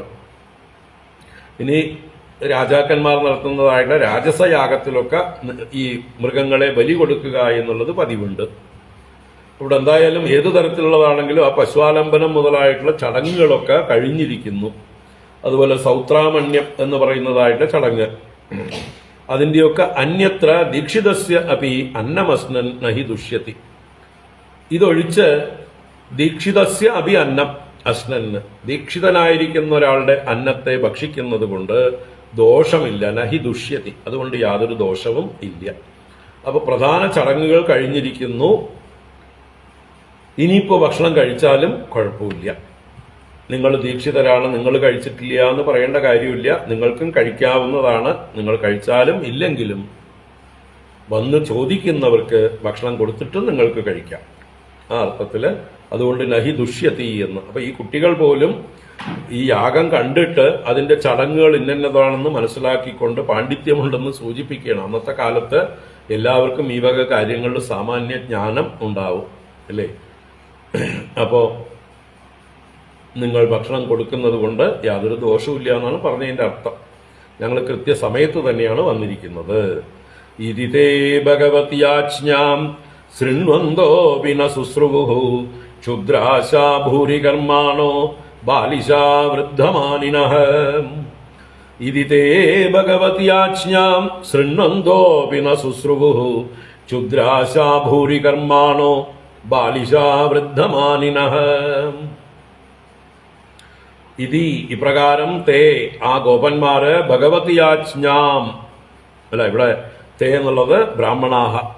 ഇത് ഈ പ്രകാരമുള്ള ഭഗവത്യാജ്ഞാം ശൃണ്വന്തഃ അപി, ഭഗവാന്റെ യാജ്ഞ, ഭഗവാന്റെ അപേക്ഷ, യാചന, അത് കേൾക്കുന്നവരായിട്ട് പോലും തേ ആ ബ്രാഹ്മണര് ന ശുശ്രുവുഃ, അവര് ശ്രവിച്ചില്ല എന്ന് വെച്ചാൽ കേട്ട മാതിരി ഭാവിച്ചില്ല എന്നർത്ഥം. കേൾക്കുന്നുണ്ട്, ചെവി കൊണ്ട് കേൾക്കുന്നുണ്ട്, പക്ഷെ അതിൽ മനസ്സിരുത്തുന്നില്ല, അതിനെ ശ്രദ്ധിക്കുന്നില്ല എന്നർത്ഥം. ന ശുശ്രുവുഃ എന്താ കാരണം? ക്ഷുദ്രാശാഹ, അവരുടെ ഉള്ളില് ക്ഷുദ്രങ്ങളായ നിസാരങ്ങളായ കാര്യങ്ങളിൽ ആശയുള്ളവരാണ്. സ്വർഗത്തിലും മറ്റുമൊക്കെയുള്ള ആശയോടുകൂടിയവരാണ്, അല്ലാതെ മോക്ഷാശയുള്ളവരല്ല. ഭൂരി കർമാണാഹ, ഭൂരി കർമാണാഹ, വലിയ കർമ്മങ്ങളൊക്കെ ചെയ്യാൻ തയ്യാറാണ് അവർ. എന്തിന്? നിസാര വസ്തുക്കൾക്ക് വേണ്ടി. ബാലിശാഹ, വാസ്തവത്തിൽ അവർ ബാലിശന്മാരാണ്, ജ്ഞാനമില്ലാത്തവരാണ്. വൃദ്ധമാനിനഹ, വലിയ വൃദ്ധന്മാരാണ്, അറിവുള്ളവരാണ് എന്ന് മാനം മാത്രമേ ഉള്ളൂ. നമ്മുടെ സമൂഹത്തിൽ നിന്ന് ഭൂരിപക്ഷ ആളുകൾ ഈ അവസ്ഥയാണ്. എല്ലാവരും സർവജ്ഞന്മാരാണ് എന്നുള്ള ഭാവമാണ്, പക്ഷെ ആർക്കും ഒന്നും അറിയുകയും ഇല്ല, അല്ലേ? ബാലിശാഹ വൃദ്ധമാനിനഹ, ബാലിശന്മാരാണ്, ഒന്നും അറിയാത്തവരാണ്, പക്ഷേ എല്ലാം അറിയുന്നവരെന്ന് ഭാവിക്കുന്നവരാണ്. അപ്പൊ ഈ മൂഢന്മാര്, ഈ ബ്രാഹ്മണര്, അവർ കർമ്മങ്ങളിൽ മുഴുകി ഈ എന്താ പറയുക, ഹോമകുണ്ടത്തിലെ പുക കൊണ്ട് കണ്ണും ചെവിയും ഒക്കെ മൂടിപ്പോയി. അവരുടെ ബുദ്ധിയൊക്കെ പുക കൊണ്ട് മറഞ്ഞു. അതുകൊണ്ട് വേണ്ട വിവേകം ചെയ്യാനോ എന്താണ് കർത്തവ്യമെന്ന് ചിന്തിക്കാനോ ഒന്നും സാധിച്ചില്ല. ആരാണ് ഈ വന്ന് ചോദിക്കുന്നത്? ഭഗവാന് വേണ്ടിയിട്ടാണ് ചോദിക്കുന്നത്. അപ്പോ നമ്മൾ ഈ ചെയ്യുന്ന പൂജയൊക്കെ ഏതൊക്കെയോ ദേവന്മാരെ ഭഗവാന്മാരെയൊക്കെ പ്രസാദിപ്പിക്കാൻ വേണ്ടിയിട്ടാണ്. ഇവിടെ എല്ലാ ദേവന്മാരുടെയും മൂർത്തിയാണ് ഈ വന്നു നിൽക്കുന്ന കൃഷ്ണൻ. നിങ്ങൾ ഏത് ദേവനെ ഉദ്ദേശിച്ച് യാഗം ചെയ്യുന്നുവോ അത് ഇന്ദ്രനാവട്ടെ, അഗ്നിയാവട്ടെ, വരുണനാകട്ടെ, വായുവാകട്ടെ, അശ്വിനി ദേവതകളാവട്ടെ, ഏതൊക്കെ ദേവതകളെ ഉദ്ദേശിച്ച് നിങ്ങൾ സ്വാഹ സ്വാഹ സ്വാഹ എന്ന് പറഞ്ഞ് ഹവിസ് സമർപ്പിക്കുന്നുവോ ആ ദേവതകളൊക്കെ ആരിൽ അടങ്ങിയിരിക്കുന്നുവോ സർവദേവതാമയനായിരിക്കുന്ന ആ ഭഗവാനാണ് ഇവിടെ കൃഷ്ണമൂർത്തിയായി വന്നിരിക്കുന്നത് എന്ന് തിരിച്ചറിയാനുള്ള വകതിരിവ് ഇവർക്കില്ല. ഇവരുടെ തലയില് പുകയാണ്. അപ്പോ ഇതിതേ ഭഗവത്യാജ്ഞാം ശൃണ്വന്തോപി ന ശുശ്രുവു ക്ഷുദ്രാശാ ഭൂരികർമാണോ ബാലിശാ വൃദ്ധമാനിനഃ. അപ്പൊ ഒരു തത്വവും അറിയില്ല അവർക്ക്. ഭഗവാൻ ആരാണെന്നോ അല്ലെങ്കിൽ ജീവിതത്തിലെ പരമപുരുഷാർത്ഥം എന്താണെന്നോ ഈ വേദങ്ങളൊക്കെ പറയുന്ന ധർമ്മം എന്താണെന്നോ ഒരു ചുക്കും അറിയില്ല. എന്തൊക്കെയോ കാട്ടിക്കൂട്ടുന്നു യാന്ത്രികങ്ങളായിട്ട്. ദേശകാല പൃഥഗ്ദ്രവ്യം മന്ത്രതന്ത്ര ഋത്വിജോഗ്നയഃ ദേവതാ യജമാനശ്ച ക്രതുർധർമ്മശ്ച യന്മയഃ. ദേശകാല പൃഥഗ്ദ്രവ്യം മന്ത്രതന്ത്ര ഋത്വിജോഗ്നയഃ ദേവതാ യജമാനശ്ച ക്രതുർധർമ്മശ്ച യന്മയഃ. ഇവിടെ ഭഗവാനെ കുറിച്ച് പറയണം. ശുഖബ്രഹ്മർഷി പറയുന്ന വാക്കുകളാണ്. ദേശഃ കാലഃ പൃഥഗ്ദ്രവ്യം മന്ത്ര തന്ത്ര ഋത്വിജഃ അഗ്നയഃ ദേവതാഃ യജമാനഃ ച ധർമ്മഃ ച യന്മയഃ. എല്ലാം യന്മയഃ. യന്മയഃ എന്ന് പറഞ്ഞാൽ യാതൊരുവനാണ് ഇതെല്ലാം. യാതൊരുവന്റെ സ്വരൂപമാണ് ഇതെല്ലാം. യാതൊരുവന്റെ മാനിഫെസ്റ്റേഷനാണ് ഇതെല്ലാം. ഏതെല്ലാം? ദേശഃ. ദേശം ഭഗവാനിൽ നിന്നുണ്ടായിട്ടുള്ളതാണ് ദേശം. കാലം കാലം ഭഗവാന്റെ ശക്തിയാണ്, വിഭൂതിയാണ്, ഭഗവാനിൽ നിന്ന് തന്നെ ഉണ്ടായിട്ടുള്ളത്. അപ്പൊ ഭഗവാന്റെ മറ്റൊരു രൂപമാണ് കാലം. അതുപോലെ പൃഥക് ദ്രവ്യം, ദ്രവ്യങ്ങൾ ബഹുവിധങ്ങളായിട്ടുള്ള ദ്രവ്യങ്ങൾ, ഈ യാഗത്തിൽ ഉപയോഗിക്കുന്ന എല്ലാത്തരം ദ്രവ്യങ്ങളും ഭഗവാനിൽ നിന്ന് തന്നെയാണ് ഉണ്ടായിട്ടുള്ളത്. അതുകൊണ്ട് തന്നെ അതൊക്കെ ഭഗവത് സ്വരൂപമാണ്. മന്ത്ര തന്ത്ര ഋത്വിജോ അഗ്നയഃ. ഈ യാഗങ്ങൾക്ക് ഉപയോഗിക്കുന്ന മന്ത്രങ്ങളും അതിന്റെ പൂജാവിധാനങ്ങളാണ് തന്ത്രങ്ങൾ. അതുപോലെ ഋത്വിക്കുകൾ എന്ന് പറഞ്ഞാൽ പുരോഹിതന്മാര്, അഗ്നയഃ എന്ന് പറഞ്ഞാൽ വിവിധങ്ങളായ അഗ്നി സ്ഥാനങ്ങൾ. ആ ഓരോ അഗ്നിക്കും ഓരോ പേരുണ്ട്. ഇന്ന സ്ഥാനത്തിരിക്കുന്ന അഗ്നിക്ക് ഇന്ന പേര് എന്ന് പറഞ്ഞുകൊണ്ട് അല്ലെ, ആവഹനീയാഗ്നി, ഗാർഹപത്യാഗ്നി, ദാക്ഷിണാഗ്നി, ഇങ്ങനെ ഓരോ സ്ഥാനത്തിനനുസരിച്ച് അഗ്നിക്ക് പേരുണ്ട്. അഗ്നിയെ വിവിധങ്ങളായി തിരിച്ചിട്ടുണ്ട്. അതാണ് അഗ്നയഃ, അഗ്നികളും. അതുപോലെ ദേവതാഹ, ഏതേത് ദേവതയെ ഉദ്ദേശിച്ചുകൊണ്ട് ആരാധന ചെയ്യുന്നുവോ ഹവിസ് അർപ്പിക്കുന്നുവോ ആ ദേവതകളും. യജമാനഃ, ഈ ചെയ്യുന്ന ആളും. ആരാണോ യജിക്കുന്നത്, യജനം ചെയ്യുന്നവൻ യജമാനൻ. അല്ലാതെ ബോസ് എന്നുള്ള അർത്ഥമല്ല. നമ്മൾക്ക് യജമാനൻ എന്ന് കേട്ടുകഴിഞ്ഞാൽ ഉടനെ ബോസ് എന്നാണ്. യജിക്കുന്നവൻ, അവനാണ് യജമാനൻ. യാഗം ചെയ്യുന്നവൻ, ഈ പൂജ ചെയ്യുന്നവനെയാണ് യജമാനൻ എന്ന് പറയുന്നത്. അപ്പോൾ അയാളാണ് അതിനു വേണ്ട എല്ലാ ചെലവുകളും ചെയ്തിട്ടുള്ളത് എന്നുള്ളതുകൊണ്ട് അയാൾക്കാണ് പ്രാധാന്യം. അയാളുടെ കാര്യങ്ങൾക്ക് വേണ്ടിയിട്ടാണ് അത് ചെയ്യുന്നത്. അതുകൊണ്ട് യജമാനഃ. അതുപോലെ ക്രതുഹു, ഈ ചെയ്യുന്ന യാഗമാകട്ടെ, ധർമ്മഃ, ധർമ്മമാകട്ടെ, എല്ലാം തന്നെ യന്മയഃ, ഏതൊരു ഭഗവാന്റെ സ്വരൂപമാകുന്നു. ഭഗവാനിൽ നിന്ന് തന്നെയാണ് ഇതെല്ലാം ഉണ്ടായിട്ടുള്ളത്. ഇത് തന്നെയാണ് ഭഗവത്ഗീതയിൽ ഭഗവാൻ സ്വയം പറഞ്ഞു തരുന്നത്. ബ്രഹ്മാർപ്പണം ബ്രഹ്മഹവിഃ ബ്രഹ്മാഗ്നൗ ബ്രഹ്മണാഹുതം ബ്രഹ്മൈവ തേന ഗന്തവ്യം ബ്രഹ്മകർമ്മ സമാധിനാ. ഇതേ ആശയം തന്നെയാണ്. ബ്രഹ്മാർപ്പണം ബ്രഹ്മഹവിഃ ബ്രഹ്മാഗ്നൗ ബ്രഹ്മണാഹുതം ബ്രഹ്മൈവ തേന ഗന്തവ്യം ബ്രഹ്മകർമ്മ സമാധിനാ. എല്ലാം ആ പരമകാരണമായ ബ്രഹ്മം തന്നെയാണ്. ആ ബ്രഹ്മത്തിൽ നിന്ന് തന്നെയാണ് ഈ പറഞ്ഞ അർപ്പിക്കാനുള്ള വസ്തുക്കളും ഹവിസ്സുകളാകുന്ന ദ്രവ്യങ്ങളും അഗ്നിയും. ബ്രഹ്മാഗ്നൗ ബ്രഹ്മണാഹുതം, ചെയ്യുന്ന ആള്, ഹോമം ചെയ്യുന്ന ഋത്വിക്ക് ബ്രഹ്മണാഹുതം, ഋത്വിക്കുകളും അല്ലെ. ബ്രഹ്മൈവ തേന ഗന്തവ്യം, ഈ കർമ്മങ്ങളെ കൊണ്ട് എന്തിനെ പ്രാപിക്കാൻ വേണ്ടിയിട്ടാണ്? എന്ത് പ്രാപിച്ചാലും അത് ബ്രഹ്മം തന്നെയാണ്. ഏത് ലക്ഷ്യമാണെങ്കിലും അത് ബ്രഹ്മത്തിൽ നിന്ന് തന്നെയാണ്, ബ്രഹ്മം തന്നെയാണ്. ബ്രഹ്മൈവ തേന ഗന്തവ്യം ബ്രഹ്മകർമ്മ സമാധിന. ആ ബ്രഹ്മകർമ്മമാകുന്ന സമാധി അഭ്യാസം കൊണ്ട്, ഈ ചെയ്യുന്ന കർമ്മം കൊണ്ട് എല്ലാം നിങ്ങൾ തൊടുന്നതും ചിന്തിക്കുന്നതും എല്ലാം ബ്രഹ്മത്തെ തന്നെയാണ്. അതാണ് സമ്യക് ദർശനം.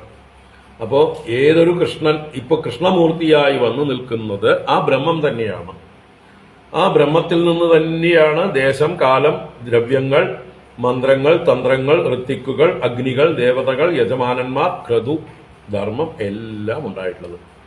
അപ്പൊ നിങ്ങൾ ചെയ്യുന്ന ആ യാഗങ്ങളും അതിനോടനുബന്ധിച്ച എല്ലാമായിരിക്കുന്ന, അതിൻ്റെയൊക്കെ ഉടമസ്ഥനായിരിക്കുന്ന, അതിൻ്റെയൊക്കെ ആ കാരണഭൂതനായിരിക്കുന്ന ആളാണ് ഈ കൃഷ്ണരൂപത്തിൽ വന്നിരിക്കുന്നത് എന്ന് അല്പമെങ്കിലും പകതിരിവുണ്ടായിരുന്നെങ്കിൽ അവരത് കേട്ടേനെ, അവരതിന് വേണ്ടത് ചെയ്തേനെ. ഈ ഹോമകുണ്ടത്തിൽ ഹോമിക്കുന്നതിന് പകരം ഈ വന്നിരിക്കുന്ന ആളുകളുടെ വായാകുന്ന ഹോമകുണ്ടത്തിലേക്ക്, അവരുടെ ഉദരമാകുന്ന ഹോമകുണ്ടത്തിലേക്ക് ഹോമിച്ചേനെ. ഭഗവാൻ എത്രയോ ഭാഗത്ത് പറഞ്ഞിട്ടുണ്ട്, വിശക്കുന്നവരുടെ വായിൽ ഭക്ഷണം കൊടുക്കുന്നതാണ് എനിക്ക് ഹോമകുണ്ടങ്ങളിൽ സ്വീകരിക്കുന്നതിനേക്കാൾ ആസ്വാദ്യകരമായിരിക്കുന്നത്. ഞാൻ നല്ല സ്വാദോടെ ഭുജിക്കുന്നത് വിശക്കുന്നവരുടെ വായിൽ കൊടുക്കുന്ന ഭക്ഷണത്തിനാണ്. അതുകൊണ്ടാണ് യാഗയജ്ഞങ്ങളൊക്കെ നടത്തുമ്പോൾ അതിൻ്റെ ഒപ്പം അന്നദാനവും വെക്കുന്നത്. ഇവിടെ ഭഗവാന് മാത്രം ഹോമകുണ്ടത്തിൽ അർപ്പിക്കുകയും ആർക്കും വരുന്നവർക്കൊന്നും വിശക്കുന്നവർക്കൊന്നും ഒന്നും കൊടുക്കാതിരിക്കുകയും ചെയ്യുന്നത് ഭഗവാൻ ഇഷ്ടമല്ല. അതുകൊണ്ട് അന്നദാനത്തോട് കൂടിയിട്ടാണ് എല്ലാ യജ്ഞങ്ങളും സംഘടിപ്പിക്കുക. അതിൻ്റെ അർത്ഥം എല്ലാ സമ്പത്തും സൗഭാഗ്യവും ഐശ്വര്യവുമുള്ള ആളുകൾ വന്ന് അവിടെ വന്ന് ഭക്ഷണം കഴിക്കണമെന്ന് നിർബന്ധമില്ല. പക്ഷെ അവർക്കും കഴിക്കാം. പക്ഷെ ആർക്കായിരിക്കണം പ്രയോറിറ്റി? വിശന്ന് വരുന്നവർക്ക് പ്രയോറിറ്റി. അപ്പോൾ വിശന്ന് വരുന്നവർ അവർക്ക് കൊടുത്തതിന് ശേഷം വിശപ്പ് കുറഞ്ഞിരിക്കുന്നവർക്ക് കൊടുക്കുക. എന്നിട്ടേ ഭഗവാന് പോലും വേണ്ടതുള്ളൂ. ഭഗവാൻ പോലും അതാ പറഞ്ഞിരിക്കുന്നത്, എനിക്ക് നിങ്ങൾ മറ്റുള്ളവർക്ക് വിശക്കുന്നവർക്കൊക്കെ കൊടുത്തിട്ട് നിങ്ങൾ എന്നെ പൂജിക്കൂ. അതാണ് എനിക്ക് ഏറ്റവും ഇഷ്ടം. അപ്പോൾ ഇതെല്ലാം ഭഗവാനാണെന്ന് പറയുന്നൂടെ ശ്രീശുക ബ്രഹ്മർഷി. അങ്ങനെയുള്ള ഭഗവാനെ തിരിച്ചറിയാനായിട്ട് ഈ മൂഢന്മാർക്ക് സാധിച്ചില്ല. ദേശകാല പൃഥക് ദ്രവ്യം മന്ത്രതന്ത്രത്വിജോഗ്നയ ദേവതാ യജമാനശ്ച ക്രതുർധർമ്മശ്ച യന്മയഃ തം ബ്രഹ്മ പരമം സാക്ഷാത് ഭഗവന്തമധോക്ഷജം മനുഷ്യദൃഷ്ട്യാ ദുഷ്പ്രജ്ഞാഃ മർത്യാത്മാനോ നമേനിരേ. തം ബ്രഹ്മ പരമം സാക്ഷാത് ഭഗവന്തമധോക്ഷജം മനുഷ്യദൃഷ്ട്യാ ദുഷ്പ്രജ്ഞാഃ മർത്യാത്മാനോ നമേനിരേ. അപ്പൊ ഈ വന്നിരിക്കുന്നതായിട്ടുള്ള ഭഗവാനെ, അധോക്ഷജം സാക്ഷാത് ഭഗവന്തം തം പരമം ബ്രഹ്മ, ആ പരംബ്രഹ്മം തന്നെയാണ് ഇവിടെ കൃഷ്ണനായി വന്നിരിക്കുന്നത്. അപ്പൊ ആരാണ് അധോക്ഷജൻ? അധോക്ഷജൻ എന്നാൽ അക്ഷജന്യമായ, എന്നുവെച്ചാൽ ഇന്ദ്രിയജന്യമായ അറിവിന് വിധേയമല്ലാത്തവൻ, ഇന്ദ്രിയങ്ങൾക്ക് അഗോചരനായിരിക്കുന്നവൻ, ഇന്ദ്രിയങ്ങളെ കൊണ്ട് അറിയാൻ കഴിയാത്തവൻ, പ്രത്യക്ഷമായി അറിയാൻ കഴിയാത്തവൻ എന്നൊക്കെ അർത്ഥം. അപ്പോൾ അധോക്ഷജനായിരിക്കുന്നവനും സാക്ഷാത് ഭഗവന്തം, സാക്ഷാൽ എല്ലാ ഐശ്വര്യാദി ഗുണങ്ങൾ കൊണ്ട് പരിപൂർണനായിരിക്കുന്ന ആ ഭഗവാനായ തം പരമം ബ്രഹ്മ, ആ പരബ്രഹ്മസ്വരൂപനായ ഭഗവാനെ, കൃഷ്ണനെ ദുഷ്പ്രജ്ഞാഹ, ബുദ്ധിയില്ലാത്തവർ, പ്രജ്ഞ കെട്ടവർ, ദുഷിച്ച പ്രജ്ഞയോടുകൂടിയവർ, കാമം കൊണ്ട് ദുഷിച്ചവരാണ്, അഹങ്കാരം കൊണ്ട് ദുഷിച്ച പ്രജ്ഞയാണ്. അപ്പൊ അങ്ങനെയുള്ള ദുഷ്പ്രജ്ഞാഹ മർത്യാത്മാനഃ, അവര് മർത്യത്തിൽ ആത്മാവിനെ കരുതുന്നവരാണ്. മർത്യമെന്നാൽ മരിച്ചുപോകുന്ന ദേഹം. മരിച്ചുപോകുന്ന ഈ മർത്യമായ ദേഹത്തിൽ ആത്മബുദ്ധിയോടുകൂടിയവർ, ദേഹാത്മബുദ്ധിയോടുകൂടിയവർ. ഇനി ഭഗവാനെയും വെറും മർത്യനായി മാത്രം കാണുന്നവർ എന്നും അർത്ഥമാക്കാം. ഭഗവാനെ മനുഷ്യബുദ്ധിയോടുകൂടി കാണുന്നവർ, ബുദ്ധിഹീനന്മാരായിട്ടുള്ളവര്, ഇവിടെ മനുഷ്യദൃഷ്ട്യാ നമേനിരേ. ഇവിടെ മനുഷ്യദൃഷ്ട്യ എന്നുള്ളത് ഭഗവാനെ മനുഷ്യൻ എന്നുള്ള ആ ഒരു രീതിയിലാണ് കണ്ടത്. അതുകൊണ്ട് തന്നെ മേനിരെ എന്ന് പറഞ്ഞാലോ മനിച്ചില്ല, ഗണിച്ചില്ല, അവഗണിച്ചു, കണക്കാക്കിയില്ല. ഇപ്പം ഭഗവാനെ, കൃഷ്ണനെ മനുഷ്യനാണ് എന്നുള്ള ബുദ്ധിയോടുകൂടി അവഗണിച്ചു. ഭഗവാൻ ഗീതയിൽ അർജുനനോട് 2 പ്രാവശ്യം ആവർത്തിച്ച് പറയുന്നുണ്ട്, അവജാനന്തി മാം മൂഢാഹ മാനുഷീം തനും ആശ്രിതം പരംഭാവമജാനന്ദ മമ ഭൂതമഹേശ്വരം. മൂഢാഹ മാം അവജാനന്തി. ഇതുപോലെയുള്ള മൂഢന്മാര്, അല്ലെ, ഈ ബ്രാഹ്മണരെ പോലെയുള്ള മൂഢന്മാര് എന്നെ അവഗണിക്കുന്നു, എന്നെ ചെറുതായി കാണുന്നു. എന്തായി കാണുന്നു? മാനുഷീം തനും ആശ്രിതം. മനുഷ്യ ശരീരത്തെ സ്വീകരിച്ചവനായി അല്ലെങ്കിൽ ആശ്രയിച്ചവനായി സാധാരണ ഒരു മനുഷ്യരുടെ കൂട്ടത്തില് എന്നെയും കണക്കാക്കുന്നു. പരംഭാവം അജാനന്ദ, എന്റെ പരമമായിട്ടുള്ള ഭാവത്തെ അറിയാത്തവരായിട്ട്. എന്താണ് എന്റെ പരമഭാവം? മമ ഭൂതമഹേശ്വരം, സകല ചരാചരങ്ങളെയും നിയന്ത്രിക്കുന്ന ഈശനാണ് ഞാൻ എന്നറിയാതെ, സകല ചരാചരങ്ങളും എന്നിൽ നിന്നുണ്ടായി, എന്നിൽ നിലനിന്ന് എന്നിലേക്ക് വിലയിക്കുന്നു, അതിനെയൊക്കെ നിയമിക്കുന്നവൻ ഞാനാണ്. ഇതറിയാതെ മൂഢജനങ്ങൾ എന്നെ അവമാനിക്കുന്നു, അവഗണിക്കുന്നു. അർജുന, നീ അടക്കം. പലപ്പോഴും അർജുനനും ഭഗവാനെ നിന്ദിച്ചിട്ടുണ്ട്. അപ്പൊ ഇവിടേക്ക് അതിനെ നമുക്ക് ഓർമ്മിക്കാമെന്നർത്ഥം. തം ബ്രഹ്മ പരമം സാക്ഷാത് ഭഗവന്തമധോക്ഷജം മനുഷ്യദൃഷ്ട്യാ ദുഷ്പ്രജ്ഞാഃ മർത്യാത്മാനോ നമേനിരേ നതേ യദോമിതി പ്രോജുഃ നനേതി ച പരന്തപ ഗോപാ നിരാശാ പ്രത്യേത്യ തതോചു കൃഷ്ണരാമയോഃ നമേ യദോമിതി പ്രോജുഃ നനേതി ച പരന്തപ ഗോപാ നിരാശാ പ്രത്യേത്യ തഥോചു കൃഷ്ണരാമയോഃ. അവരൊന്നും പറഞ്ഞില്ല എന്ന് പറയുന്നതാണ്. തേ ഓം ഇതി അല്ലെങ്കിൽ ന ഇതി ന പ്രോജുഹു. പരന്തപ എന്നത് ഇവിടെ പരീക്ഷിത്ത് രാജാവിനെ സുഖബ്രഹ്മർഷി സംഭവം. അപ്പൊ ഇത് സുഖബ്രഹ്മർഷിയുടെ വാചകങ്ങളാണ്. അല്ലയോ പരന്തപ, ശത്രുക്കളെ തപിപ്പിക്കുന്ന പരീക്ഷിത്ത് രാജാവേ, തേ അവര്, ആ ബ്രാഹ്മണാഹ, ഓം ഇതി, ഓം എന്ന് പറഞ്ഞാൽ അങ്ങനെ ആവട്ടെ എന്നുള്ള അംഗീകാരമാണ്. നമ്മൾ പല പ്രാവശ്യം സൂചിപ്പിച്ചിട്ടുണ്ട്, അല്ലെ? പണ്ട് ഓം എന്ന് പറഞ്ഞതാണ്, ഇന്നിപ്പോ നമ്മള് മലയാളികള് ഓ എന്നാക്കിയത്. ശരി എന്നുള്ള അർത്ഥത്തില് ഓ എന്ന് വന്നത് അനുസ്വാരം വിഴുങ്ങിയതാണ്. യഥാർത്ഥത്തിൽ പറയേണ്ടത്, നമ്മൾ അതിനെ അംഗീകരിക്കുന്നുവെങ്കിൽ, ഒരാൾ ഒരു കാര്യം പറയുമ്പോൾ അത് ശരി എന്ന് പറയേണ്ടത് എന്താണ്? ഓം. കാലം കൊണ്ട് അനുസ്വാരം പോയി. മൂക്കില്ലാത്ത ആൾക്കാരാണ് തോന്നുന്നു എല്ലാവരും, അല്ലേ? ശൂർപ്പണഖയ്ക്ക് നിവൃത്തിയില്ല. ശൂർപ്പണഖയ്ക്ക് അനുസ്വാര ശബ്ദങ്ങള് ചൊല്ലാൻ പറ്റില്ല. കാരണം മൂക്ക് വേണം അനുസ്വാരം ചൊല്ലാൻ. മുറിച്ചു കളഞ്ഞു. ബാക്കിയുള്ളവരൊക്കെ അങ്ങനെയാണോ? ശൂർപ്പണഖകളാണോ? മൂക്ക് മുറിഞ്ഞവരാണോ? അല്ലെങ്കിൽ നമ്മൾ പറയേണ്ടത് എന്താണ്? ഓം നല്ല, അല്ല ഓ നല്ല, ഓം.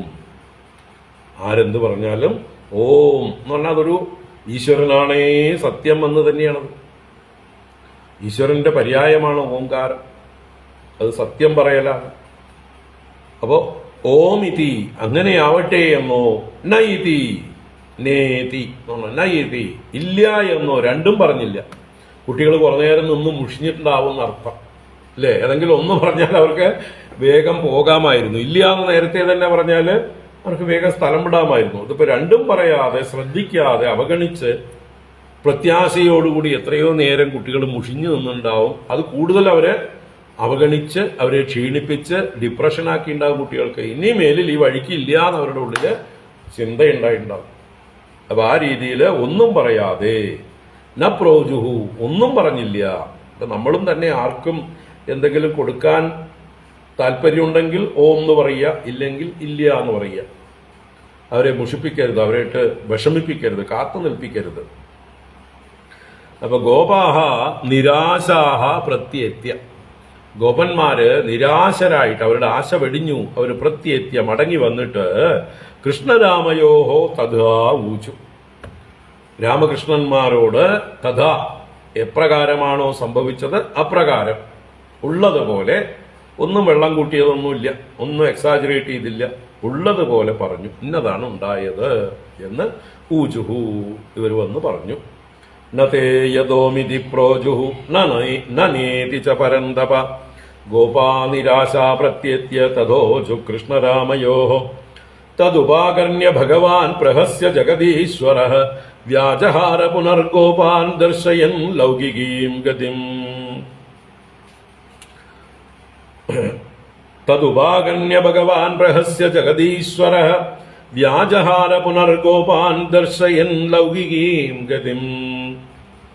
ആ ഭഗവാൻ ജഗദീശ്വര, ഭഗവാൻ ഈ ലോകത്തിന്റെ മുഴുവൻ നാഥനാണ്. ഭഗവാൻ അറിയാം എന്താണ് സംഭവിച്ചത്, എന്താണ് ഇനി സംഭവിക്കാനുള്ളത്, അതിനെന്താണ് ചെയ്യേണ്ടത് എന്നൊക്കെ. അപ്പോ ജഗദീശ്വര ഭഗവാൻ തദുപാകർണ്യ അവർ പറഞ്ഞത് കേട്ടിട്ട് പ്രഹസ്യ ചിരിച്ചിട്ട് പുഞ്ചിരിച്ചു. എന്നിട്ട് പുനഃ ഗോപാൻ വ്യാജഹാര വീണ്ടും ഗോപന്മാരോട് ഇങ്ങനെ പറഞ്ഞു. എന്താ പറഞ്ഞത്? ലൗകികീം ഗതിം ദർശയെന്ന്.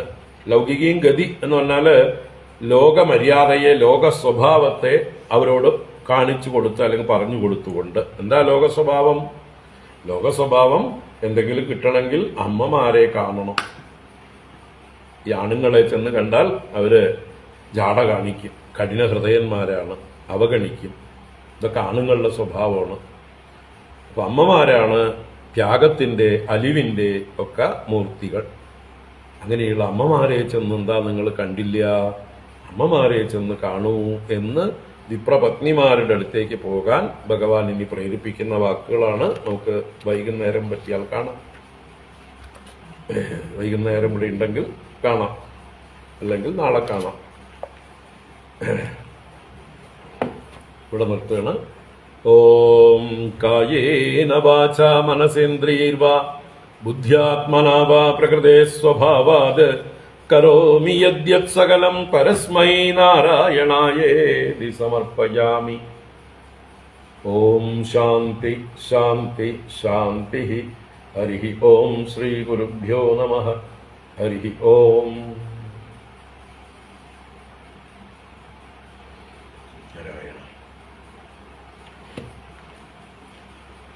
ഹരി ഓം. ഹരി ഓം.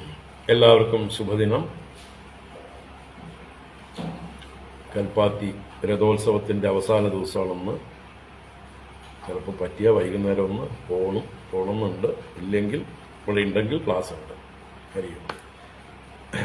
മഴയുണ്ടെങ്കിൽ പോവില്ല. ഹരി ഓം.